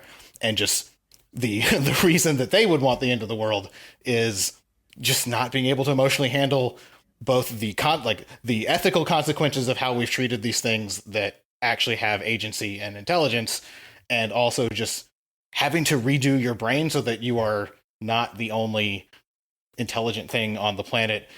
The religious leaders are too invested in the worldview where they are the only thing that God likes, and it's easier to die than to deal with it. And so that way the bomb represents less Vietnam bad, because that's a little narrow, and it represents more elites have the power and will to burn everything down rather than be uncomfortable. And I like this imagery because both the apes and both the mutants, they're still both basically Christofascism, just manifesting in a different form of violence, manifesting in a different form of what does this do for the people who follow it. And so you keep that Christian nationalist parallel that was really strong in the first, and it fleshes it out a little bit. So those are my changes. And so basically, Taylor's been teaching a few people to speak off in the side. Some of both with that and with some of the apes starting to find shit from the Forbidden Zone, there is a spiritual intellectual crisis in the city of the apes. And so they know that everything, the bottom's going to fall out of their faith if they just kind of let people go into the Forbidden Zone and find stuff. And so the military conquest bringing, so it's more of a manifest destiny. We're going to go conquer new lands and go see what's there and take it for ours. But then the scientists and the religious leaders have to go with them so that they can control the messaging that comes out afterwards. All right, we're going to have to update stuff, and we're going to have to figure out how to not have everybody's minds collapse from finding out that some basic tenets of who we are wrong. Yeah. And that and so both the stuff coming from the Forbidden Zone and then maybe a few more talking humans showing up is starting to happen just frequently enough that it's starting to cause problems. And I like the idea that the mutants actually are the ones who captured the Taylor and his talking mutants, because they were also kind of ruining the thing, and I like the image that both ape leadership and human leadership like the status quo right now and just kind of don't want anybody messing it up. So those are the areas I'd focus on differently if I was doing this script rewrite. Okay. Yeah, I think those are similar ideas to what I was kind of thinking, so I'm excited to sort of play those out. But yeah, I also read that whole the early drafts idea.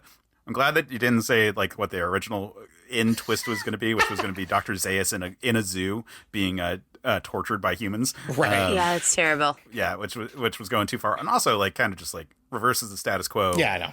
Immediately, which was I know. Yeah, there was a few of those spec script where it's just humans are on top again. Isn't it great? That's weird.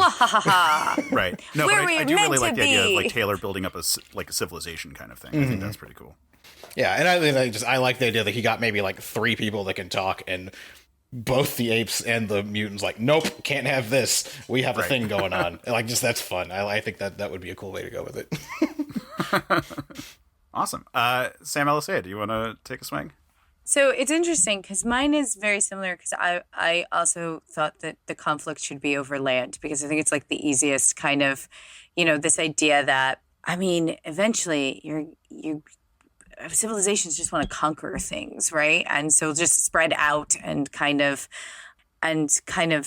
move into places. And so like, even though there's this forbidden zone, I feel like in order to keep people engaged in power, right, I feel like Zaius is going to want to manifest destiny this shit, right? Yep. And we're going to like move in, we're going to cleanse the area. We're going to, really take, because we've reached such a level of piety, right? Because this actually creates a nice, unlikely bond between him, or even like a strenuous bond between him and the gorillas, because they want to move on. And it's not enough to just capture these animals, these humans, and kind of enslave them and things like that. Like, there must be more out there, right? There must be more land to have. And so it's kind of like, well, we've never gone beyond the forbidden zone. Oh, I've seen a sign.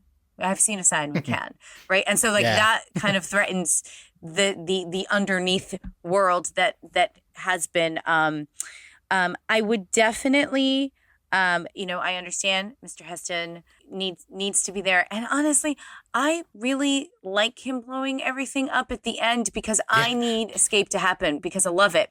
So I need it to happen. I mean, I need those two chimps to go into the future and go to some lavish parties and do a makeover sequence. Like, I need that to happen. So the ending is going to stay exactly the same, like, for the most part. I mean, like, literally everything's going to blow up. I'm fine with it.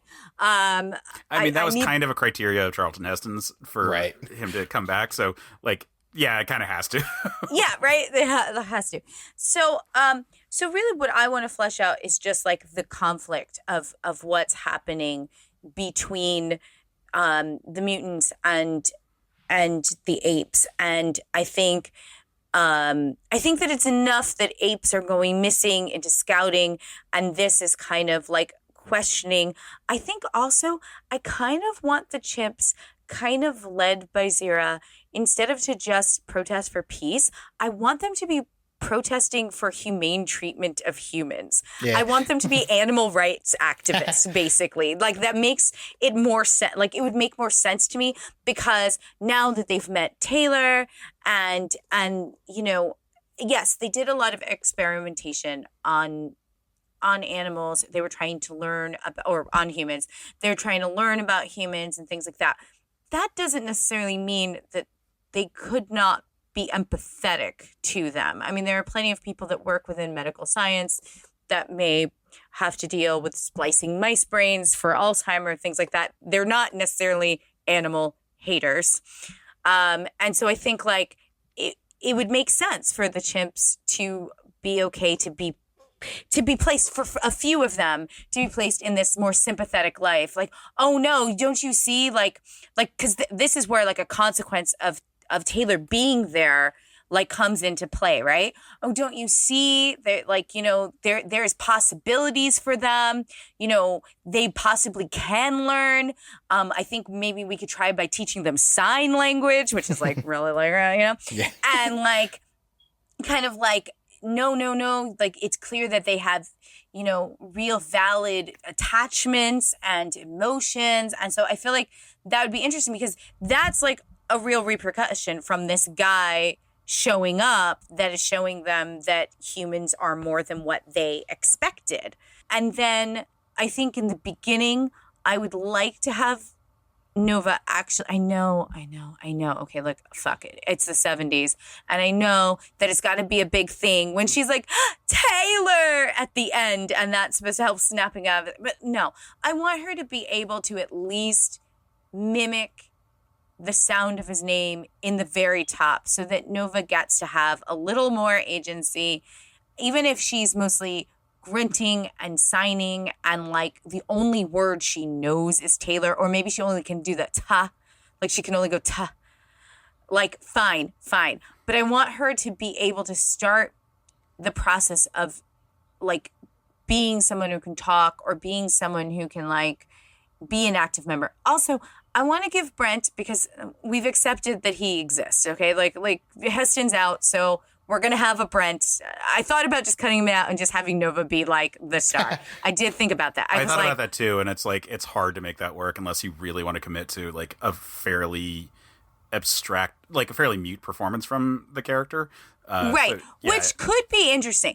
Like, again, it could definitely still be interesting if she is using a primitive sign and her body language and kind of like running through things. And because the mutants speak telepathically, you don't actually need her to speak. You only need her to think. You'd have to do voiceovers and, maybe there'd be a fun like, oh my God, is that what I sound like? I don't know.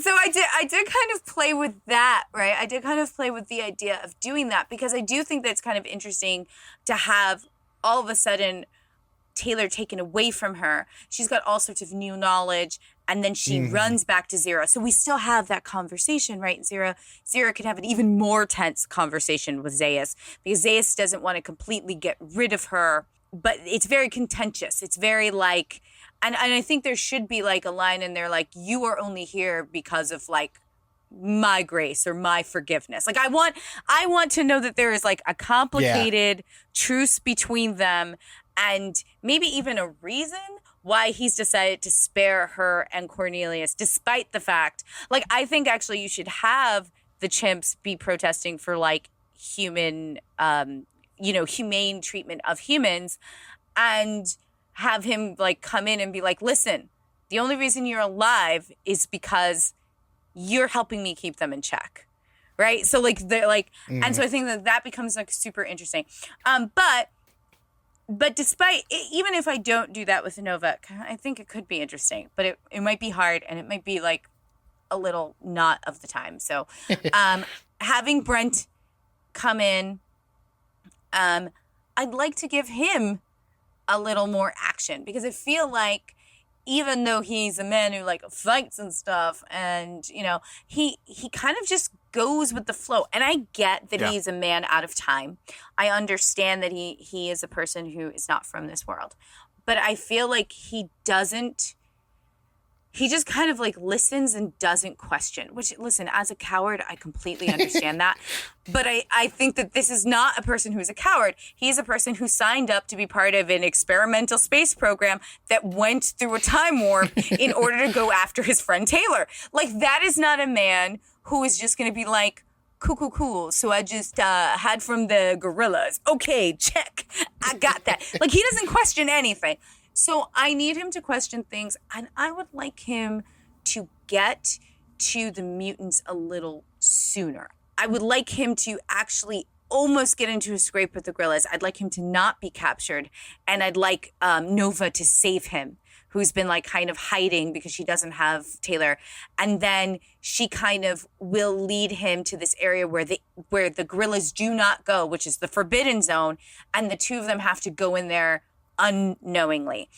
And I would actually like for like the mutants to be very very suspicious of her, but understand right away that he's somehow different and kind of try to get information out of him and cozy up to him for him to like later like reveal like kind of like take him into the fold, because I listen to a lot of cult podcasts. So I want a little more of the cult stuff.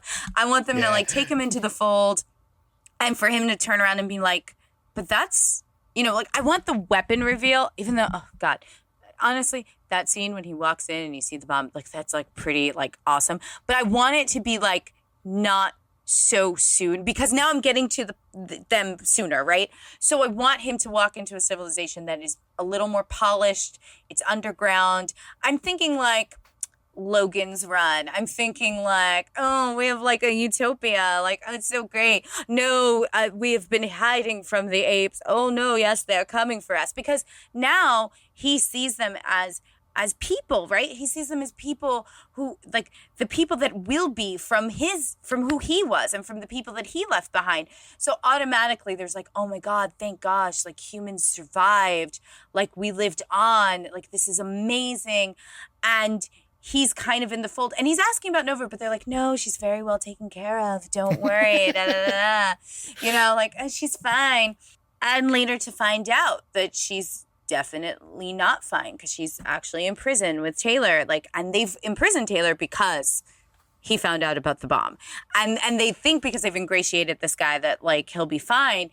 But in the end, that doesn't happen. They are still snarky about how, you know, primitive his brain is.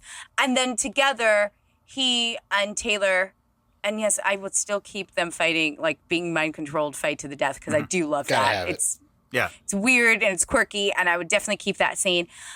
But I definitely feel that the both of them would be like, okay, we need to stop this bomb from going off. We need to stop them because the guerrillas are coming. We know what they're planning to do. They're basically death cult hymning it out. They're like, we're ready to die. We're going to drink the Kool-Aid.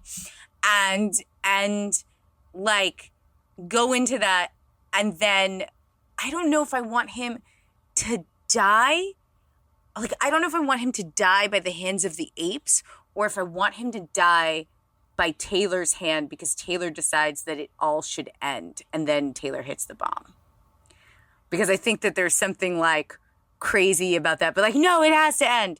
But either way, they do get blown to smithereens and I get my escape movie and that makes me happy.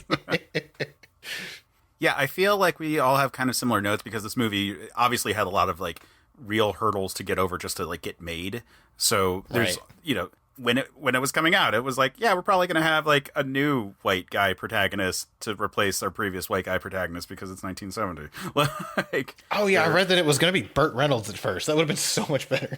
At least that would have been really different. It would have been really different. Yeah, I don't know if it would have. Yeah, I don't know if it would have been better, but I would have like, yeah, it would have been a very different vibe. That would be wild. I love it though because like, yeah, I Brent's so similar, but like I don't think you could take out Brent without like getting into a movie that they weren't going to make at this time. Right. You know, like having it be about Nova actually would feel very much like, you know, to reference the circus movies again, it would feel a lot like either Rise or Dawn, to like follow a character who's mostly mute and like maybe grunting out a couple of random words, and that would all be really interesting. But like I just don't think they were going to make that movie in 1970. Like, it's shocking enough that the next movie is the apes are the protagonists. And that's mostly because it's like, let's flip the script. And then all of a sudden the rest of the movies are that way. That being said, you talked about the end. Just to jump in here for a second, because I want to revise one of mine, because I really like you talked about how the end and how the bomb goes off. I like the scene. If I do my version, right? The end fight, people now everyone's kind of seen too much, right? So like, you know, like the conflict's kind of ending. The ape soldiers have learned shit. They've had their existential moment. They're kind of coming to peace with it. And there's like, it's showing that people are leaving. Like, you know, knowledge is getting out now. Okay, we're going to have to learn how to coexist with one another. And maybe it's like nukes are a 2-key nuke. It's both like the mutant leader and Zaius are the ones that turn the key to nuke everything. Oh, that's how mine ends.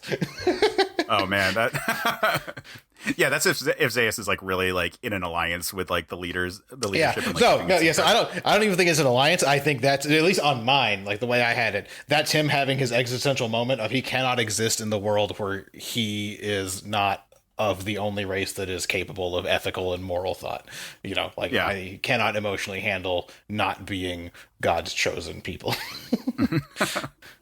Yeah, so for mine, I would keep the opening with like shots from the first movie. I would trim it down a lot, like trim it down substantially, and then like I would try to have a more somber kind of like opening credit sequence than, you know, like we get to the like Heston like riding off, and maybe we don't even deal with like the Statue of Liberty part, like because sure that was the big twist of the previous one, but.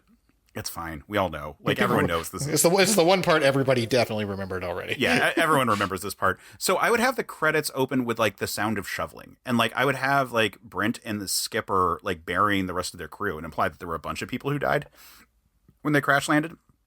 And I wouldn't have the skipper dying. Like, I actually think that, like, one of the big issues is that it's just Brent. Like, if there were other people, I think that would at least I mean, and I realize that like Heston like arrived with 2 other astronauts and like, you know, they get picked off and so forth. But like, I think the fact that it's just Brent for this whole movie is like, yep, he's just going to be Charleston Heston part 2, right. the dime store version. And I think like having 2 characters that are like operating in this world would help sort of get to where I want to go with this movie, which is that I think that if he's going to end up back at the Ape City and he's going to end up like living out some of the beats, let's make it more extreme. I'm thinking like, sure, the flashback, we can establish that like Heston, I like the idea of Heston having like a human colony of some kind that he's like starting to like put together. Maybe they're like pre-verbal, but they're starting to at least understand when he says something, they'll like kind of respond to it. And maybe they're making out some grunts and maybe some like instead of Taylor or something like that. And like kind of rolling with that. But I think that Brent should get captured, and maybe so should Skipper, and should be fucking like publicly tortured because they talked. And this should be the catalyst that pushes Ursus over what was originally just like because the whole thing in the first movie where Zaius is like, oh, I think you're from some sort of weird like throwback or mutant tribe or something that's out there that can still speak or is able to speak in the first place or whatever is going on. I think that should be a fear that is being stoked now. And I think that the revelation of a distinct second and possibly third speaking human should be the thing where it's just like, holy fuck, are there enemies like right there? Like, and that should be this whole moment where the gorillas should be like the real zealots here. Like they have been tasked with all of this sort of like foundational work of like they're the essential workers of their society. They are the ones who are the hunters going out there. I don't think the famine excuse makes any sense. Like I think that like we established that they are surrounded by green space. Like yeah, maybe humanity is like fucking up their crops, and maybe that's the thing where it's just like they've been playing dumb this whole goddamn time. And so maybe there's like this element of them like torturing like all the random humans that they have in captivity, trying to find if there's other sleeper cells, like other moles that have like come back here, or if it's just these 2 and like what's going on here. Because I think it should be like now we're really afraid of humanity out there at large. Like what we thought was an animal is actually just a sleeper cell. And that we're actually going to like turn it around because fuck, like we just never realized how like that we were actually kind of surrounded by our enemies. And that should stoke the fears and like build up this whole like kind of like war thing. And I think that this is the spot where Zaius realizes that he has lost control. Like, because like, oh shit, now that everyone knows that there are humans who can talk, and that started with Taylor, and it just like started, like it created this like weird fervor, and now the gorillas are going nuts because like now they're scared and they are questioning their faith, but the way that they're questioning it is that they're like falling back on the scripture more so, and like really trying to like be like, no, we like these are abomination. This is like a heresy to even exist. We have to wipe them out, and like pushed too far in this scenario. And Zaius is like, fuck. I was trying to like keep this under control. Now this is going nuts. Like they're going to go out there and like there's some shit out there I don't want them to see. And like maybe we could like drop a reference that it used to be like walking in those lands, like everyone would come back tainted or like sickened or something to that effect, you know, establish the radiation, you know, kind of go with that. Then like same deal. Like I like the set pieces for like the ruins of New York. I think that we can play with that a little bit more. I think that I agree. There should be something kind of utopian. You can make it look like a shopping mall, like kind of thing. Yeah. Like, cause like us talking about it all, I'm like getting flashes of the Gazorpazorp episode of Rick and Morty with like the all female versus all male society. Like, yeah. And like feeling like maybe it's like kind of like that. Like I'm here if you need to talk. Like there's a spider in Sector G. Please plan your routes accordingly, kind of things. Like, go like roll with that. Like have this like wonderful like utopian kind of world that they like stumble into. But then I think that all the like, so like I feel like sorry, I'm backing up. I think that Brent and possibly Skipper and Nova should be captured and then tortured and used as an example for why we have to go to war. And I think that they should lead an escape. Like, I think they should free up all the humans that they're with, and they should flee to like find more people, so we can kind of create this third faction where it's like the humans that escaped with them, and then they meet up with Taylor's group, or maybe they can't find Taylor's group. Maybe they find Taylor like where Taylor's group was, and it's all abandoned, and so they find the layers below. Because then I think once they are taken in by the mutant society, that then they should be put in the Bronx Zoo, and like get another New York thing, and like that I think should be the holding cells where the like all of a sudden it's like, oh, the mutants are going to do the same thing to us that the apes were doing, you know, like just establish like like the mutants bring them in, and it's like, oh look, these are the primitives, like like welcome them in that regard. But like they are still being treated as like a type of animal, even though they're acknowledging that they're intelligent, or at least some of them are intelligent. It's still like they're still primitive humans to these mutants. They still don't have their true self, like that element there. Like they have not witnessed the bomb. And then that way we could actually have kind of more of, so maybe Brent leads humans from Ape City. They go in here. They get put in prison again. Now with Taylor, they free themselves right as the apes have now marched and like found the apes, like the mutant city. And then we can get a 3-way kind of battle going on there. And I'm thinking that Nova should be revealed to be carrying Taylor's child at this point. So that Taylor actually has something that he's trying to fight for, because I don't think that it makes sense.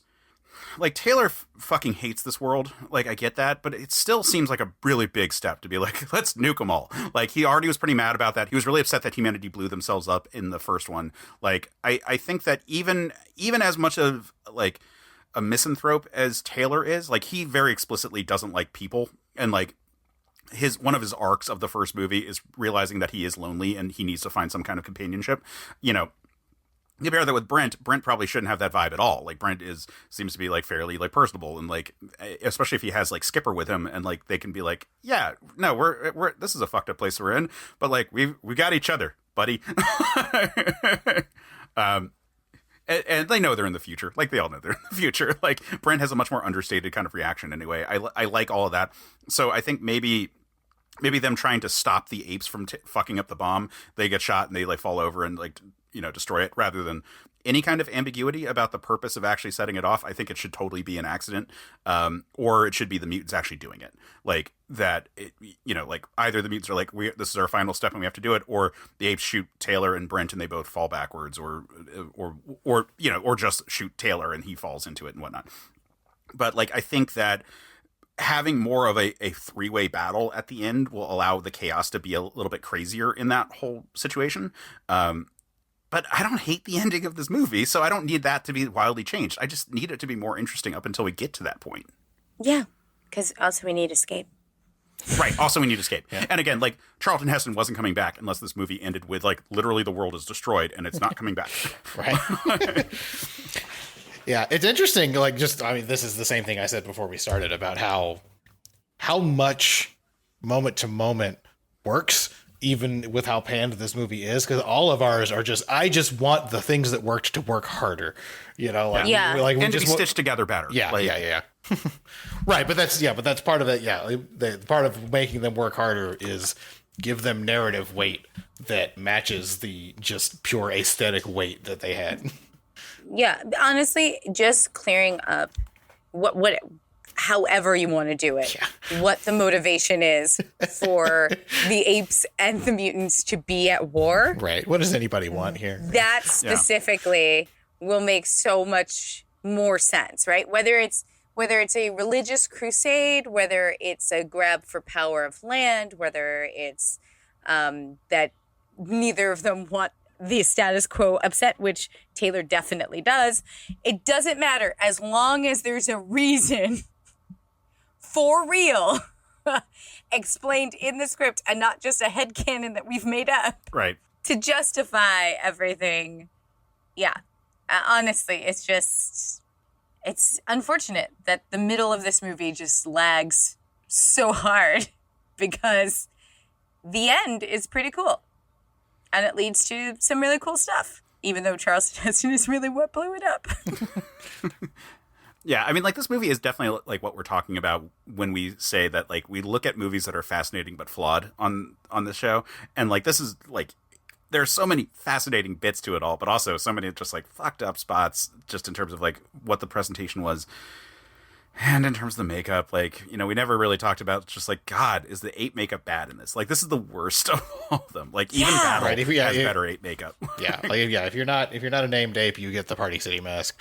Right. And unfortunately, they're all sitting next to each other, so they do a close-up on Zero, but they show the three very obvious Party City masks, like, right next to her. And it's just like, come on, better use of your camera there. Right. Yeah, it's like the magic is hard to fault them for because they have their budget cut in half during pre-production, but come on. Right. Yeah, no, I know why it happened, but just choose where you put the characters so that it's not as obvious all the time.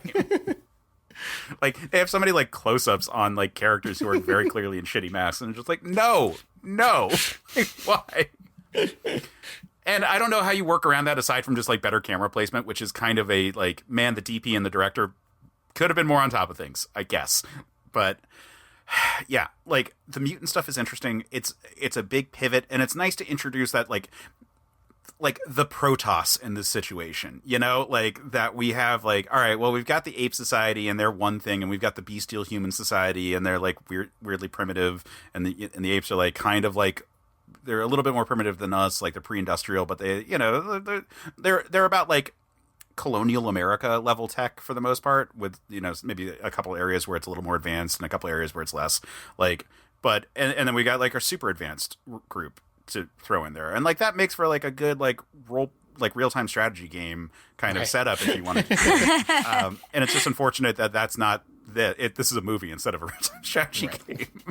God, I want that game now. That would be so fucking cool.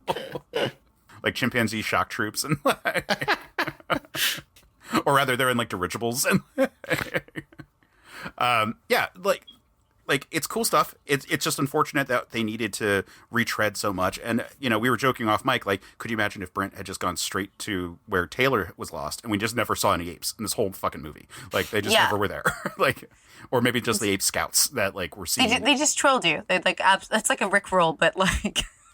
like, where are the apes beneath the planet of the apes? You're just going to know there's mutants. It would be an interesting pacing choice to just kind of flip it, right? Like you go straight there, and then 45 minutes into the movie, the apes invade.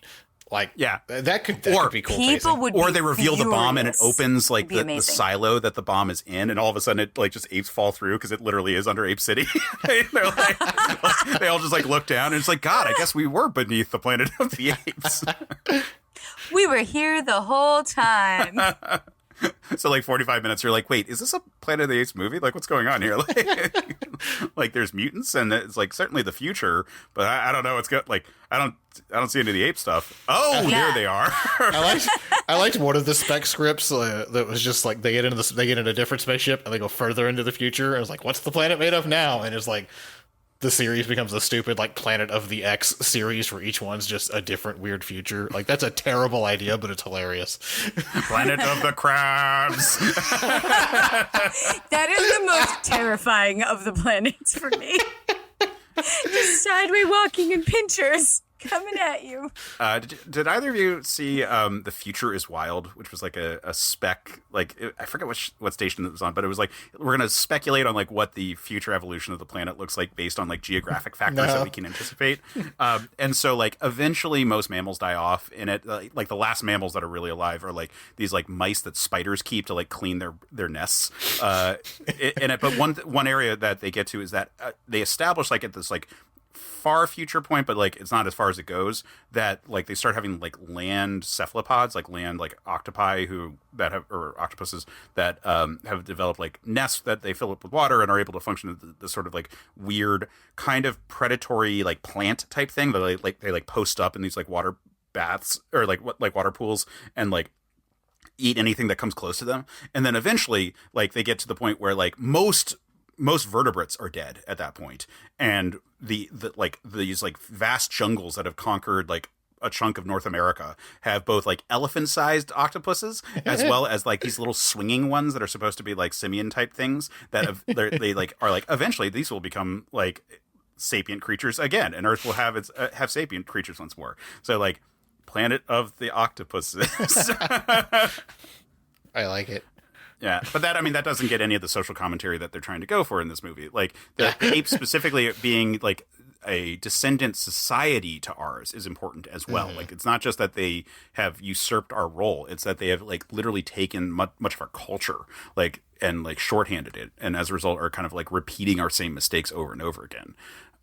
It would be interesting if you were doing a modern one. You could almost pull off Planet of the Octopus, and it's about we destroyed the world with climate change. And like the same kind of anxiety and the different thing that outlives us because it didn't have the same foibles we did. So, yeah. I mean, like, that could also be fascinating. I don't know. It's just then you get onto like the timetable for all these things. Like the ape one makes sense because it's like you walk along the beach and there's just like an ocean full of plastic water bottles. Like, you did it, you maniacs!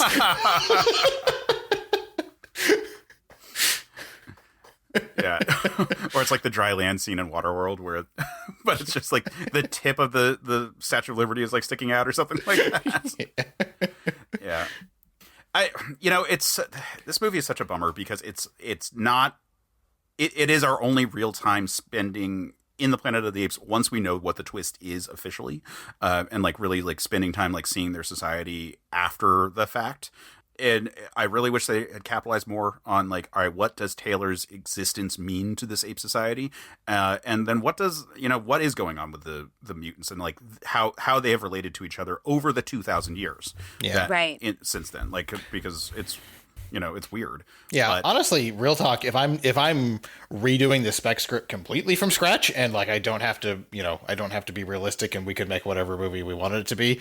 My Planet of the Apes 2 does not have advanced human mutants, right? Like I like let's explore the social consequences of what this means to live on a Planet of the Apes and one of the intelligent humans is back. And like, I think there's actually more interesting places to go there than with the humans didn't die off. Like, I think, right. I think that cheapens the whole premise, but if this is what we have, it's what we have. Yeah. Cause like, what if the Forbidden Zone isn't like, what if Ape City isn't like inside the Forbidden Zone, like this little island? What if the Forbidden Zone is just this like little park area that they like know there are ruins and like, right, and they want to go destroy it, but like it's still too radioactive to like send people down there, and and like then we could maybe have a scenario where like they go off and they see the rest of the actual planet and like maybe travel and see like more of like what has happened to the world in this time, and maybe ape societies, like they're all ape societies, but they all are a little bit different. You could like play a bit more with that, like who holds more power, because it's like clearly a city state, right? Like so. There would be probably just different groups like at different levels of technological innovation and whatnot. And that could be really cool. And you have this outsider figure kind of moving about them and like really disrupting shit just by virtue of existing. But that would be way more expensive than what. Right. Oh yeah. Yeah. Man, it's just, but it'd be cool to find like, there's another apes, there's more ape cultures and they are like you spend an entire movie on like, oh, this is what ape culture's like. And then you find another one and they like, know that there used to be humans and are super chill about it and like think the first group is like, what's wrong with these people? It's like that's cool, man. Yeah, it's like you talk. Yeah, it's like the Mandalorian moment of like, oh, he's one of them. It's like, oh, this isn't what this culture is. This is a very particular like expression of it, and like maybe because they've been surrounded by radioactive forbidden zones, they've been isolated and haven't gone out to. The rest of it. And so then how do they deal with the fact that, oh, now there's other apes that are challenging our dogma? Like there's fun possibilities there. Yeah, a lot of fun. It's just like this movie had such a slashed budget for a movie that barely, like the first one barely got made. We're talking about it next. Yeah. Because it was like such an incredible testament that they were able to make it on the budget they had, let alone this sequel where they had half the budget. Right, and it's a sci-fi sequel in the 70s. Like, no, give us some Flash Gordon shit. Do the mutants. Like, it's going to happen. That's where it's going to go. They're not going to do think pieces about ape religion. Yeah, so it's a bummer that this one wasn't stronger. It is the reason why they completely flipped the script for the third one, which is again one I just love so much in the totality of the series. So, like, it kind of had to happen. Right.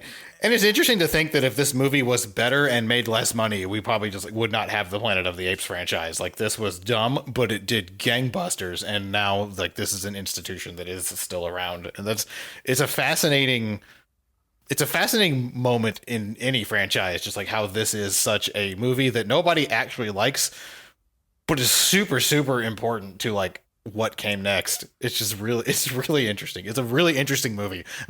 For how kind of overall week it is. I'm glad I spent time watching and thinking about this movie. It was cool. Yeah. Well, then you're welcome. I take back feeling sorry. Yes. So Sam Alisea, now that we are this deep into the franchise, where are they like lining up? Because we know the first one, generally speaking, is going to be your top, and then Escape is going to be your number 2 in terms of it's going to be your silver medal on that one. Yeah. And then Conquest probably is like Conquest is my bronze just by virtue of it's like so fucking hardcore. Oh yeah, definitely. And then the circus ones feel like their own like separate thing because like it's so unfair to judge. But like I had always like said that like between the Burton one, Battle, and Beneath, they kind of all sort of fall at the bottom for different reasons. Like, so Sam, for you, like where are those 3 kind of falling? You know what? I'm gonna say this, and people may not agree with me, but I am going to say that it is Battle, then Burton, then this one. And because I was actually surprised on my rewatch of Battle, because when I watched it, it's like, I hate this movie.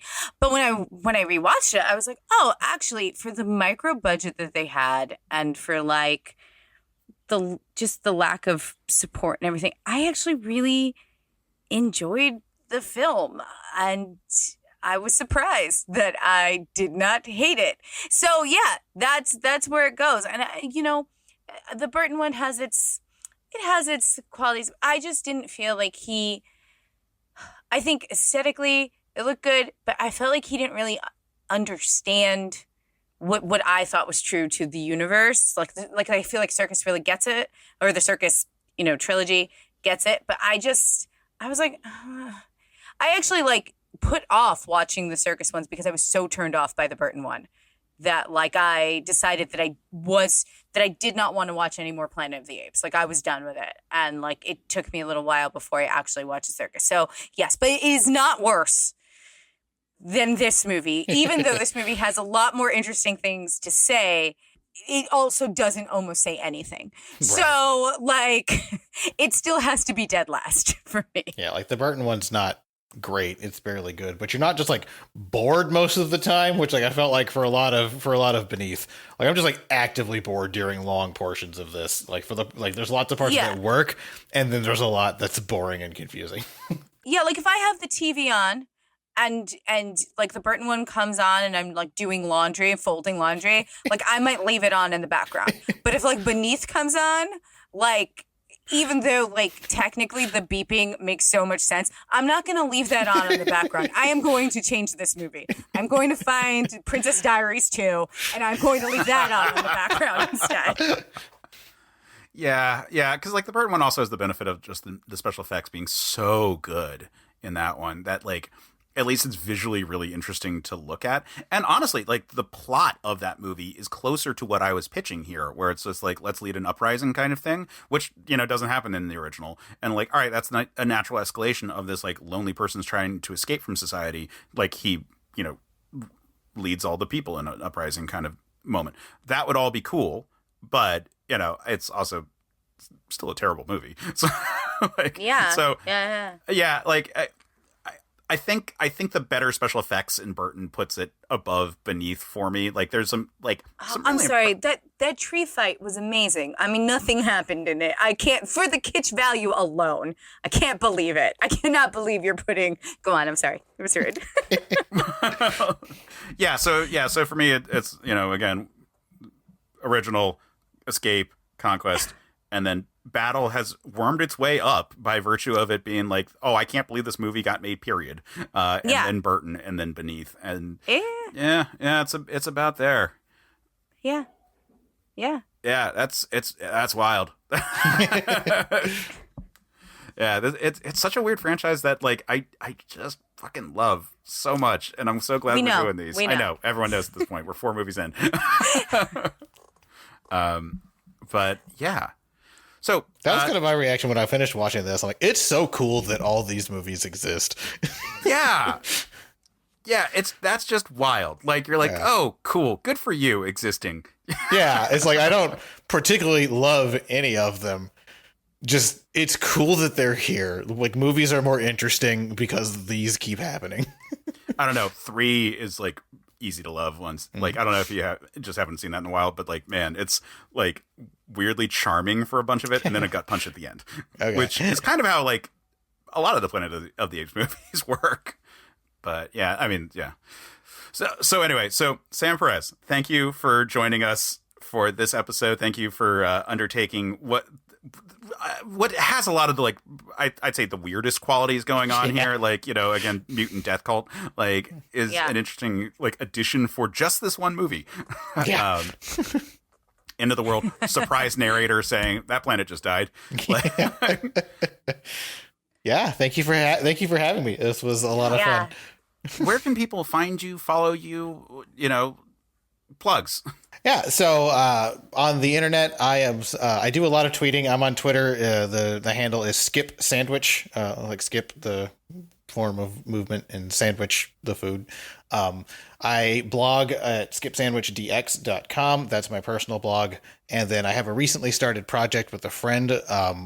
If you go to functionaladults.com, this is an archive of the talks me and a friend give at conventions and some articles we plan to write about how to be a functional adult in this difficult world while still letting your freak frag fly and getting into your nerd stuff. So that's a fun project that we recently kicked off that I'm having a lot of fun with.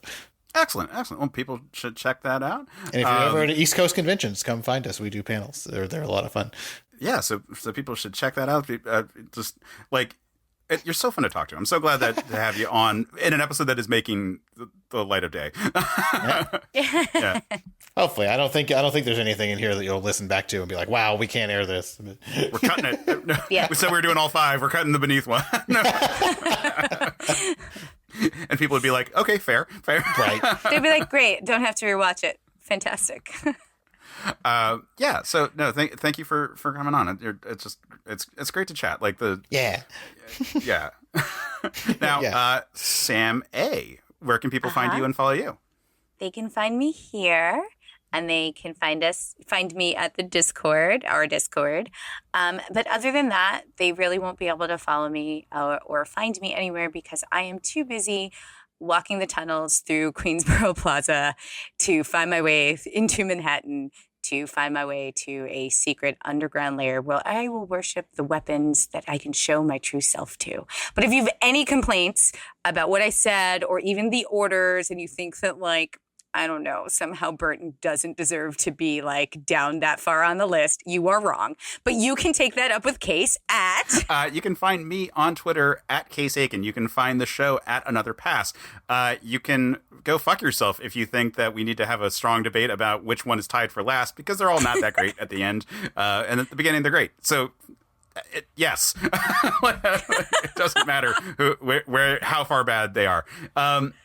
But on that note, you can find more episodes of this show where we are talking about the other Planet of the Apes at certainpov.com, where you can find tons of other great shows like Fun and Games with Matt and Jeff. Like I said, Sam Perez, you were on talking about Borderlands 2 or 1? Borderlands 2, yes. Borderlands 2 for Side Quest a while back. And that feed is just... there's just so much positivity on that feed because in addition to the main show, which never really wants to deal with like reviews or so forth, but more just like likes discussing the industry from a really like positive standpoint, SideQuest is just such an effort to like put out in the world like the love that people have for video games. It's a really cool time. Our editor Matt has been really responsible for a lot of good vibes on the internet as a result, and that's like kind of amazing. You can also find video versions of that on our YouTube channel, which is Certain POV Media. So Sam already has that has already been converted to an animated format, so you could check out that one. And you can check out all the other stuff we're doing on our YouTube channel, such as doing clips of our shows and doing animated versions of that, as well as my Superman analog videos. So those are all good things at our YouTube channel. And you can find all those links at certainpov.com, as well as a link to our Discord server and what we've got coming up next, which I think all the audience knows at this point. We've been 4 movies in. Sam, Alicea, what are we talking about next time? Collective sigh of relief. The Burton one, right? Oh my God. That's not what I said. Collective sigh of relief, my friend. Not a deep sigh of resignation. No, next time we'll be talking about the amazing Planet of the Apes. But until then, if you enjoyed this, pass it on.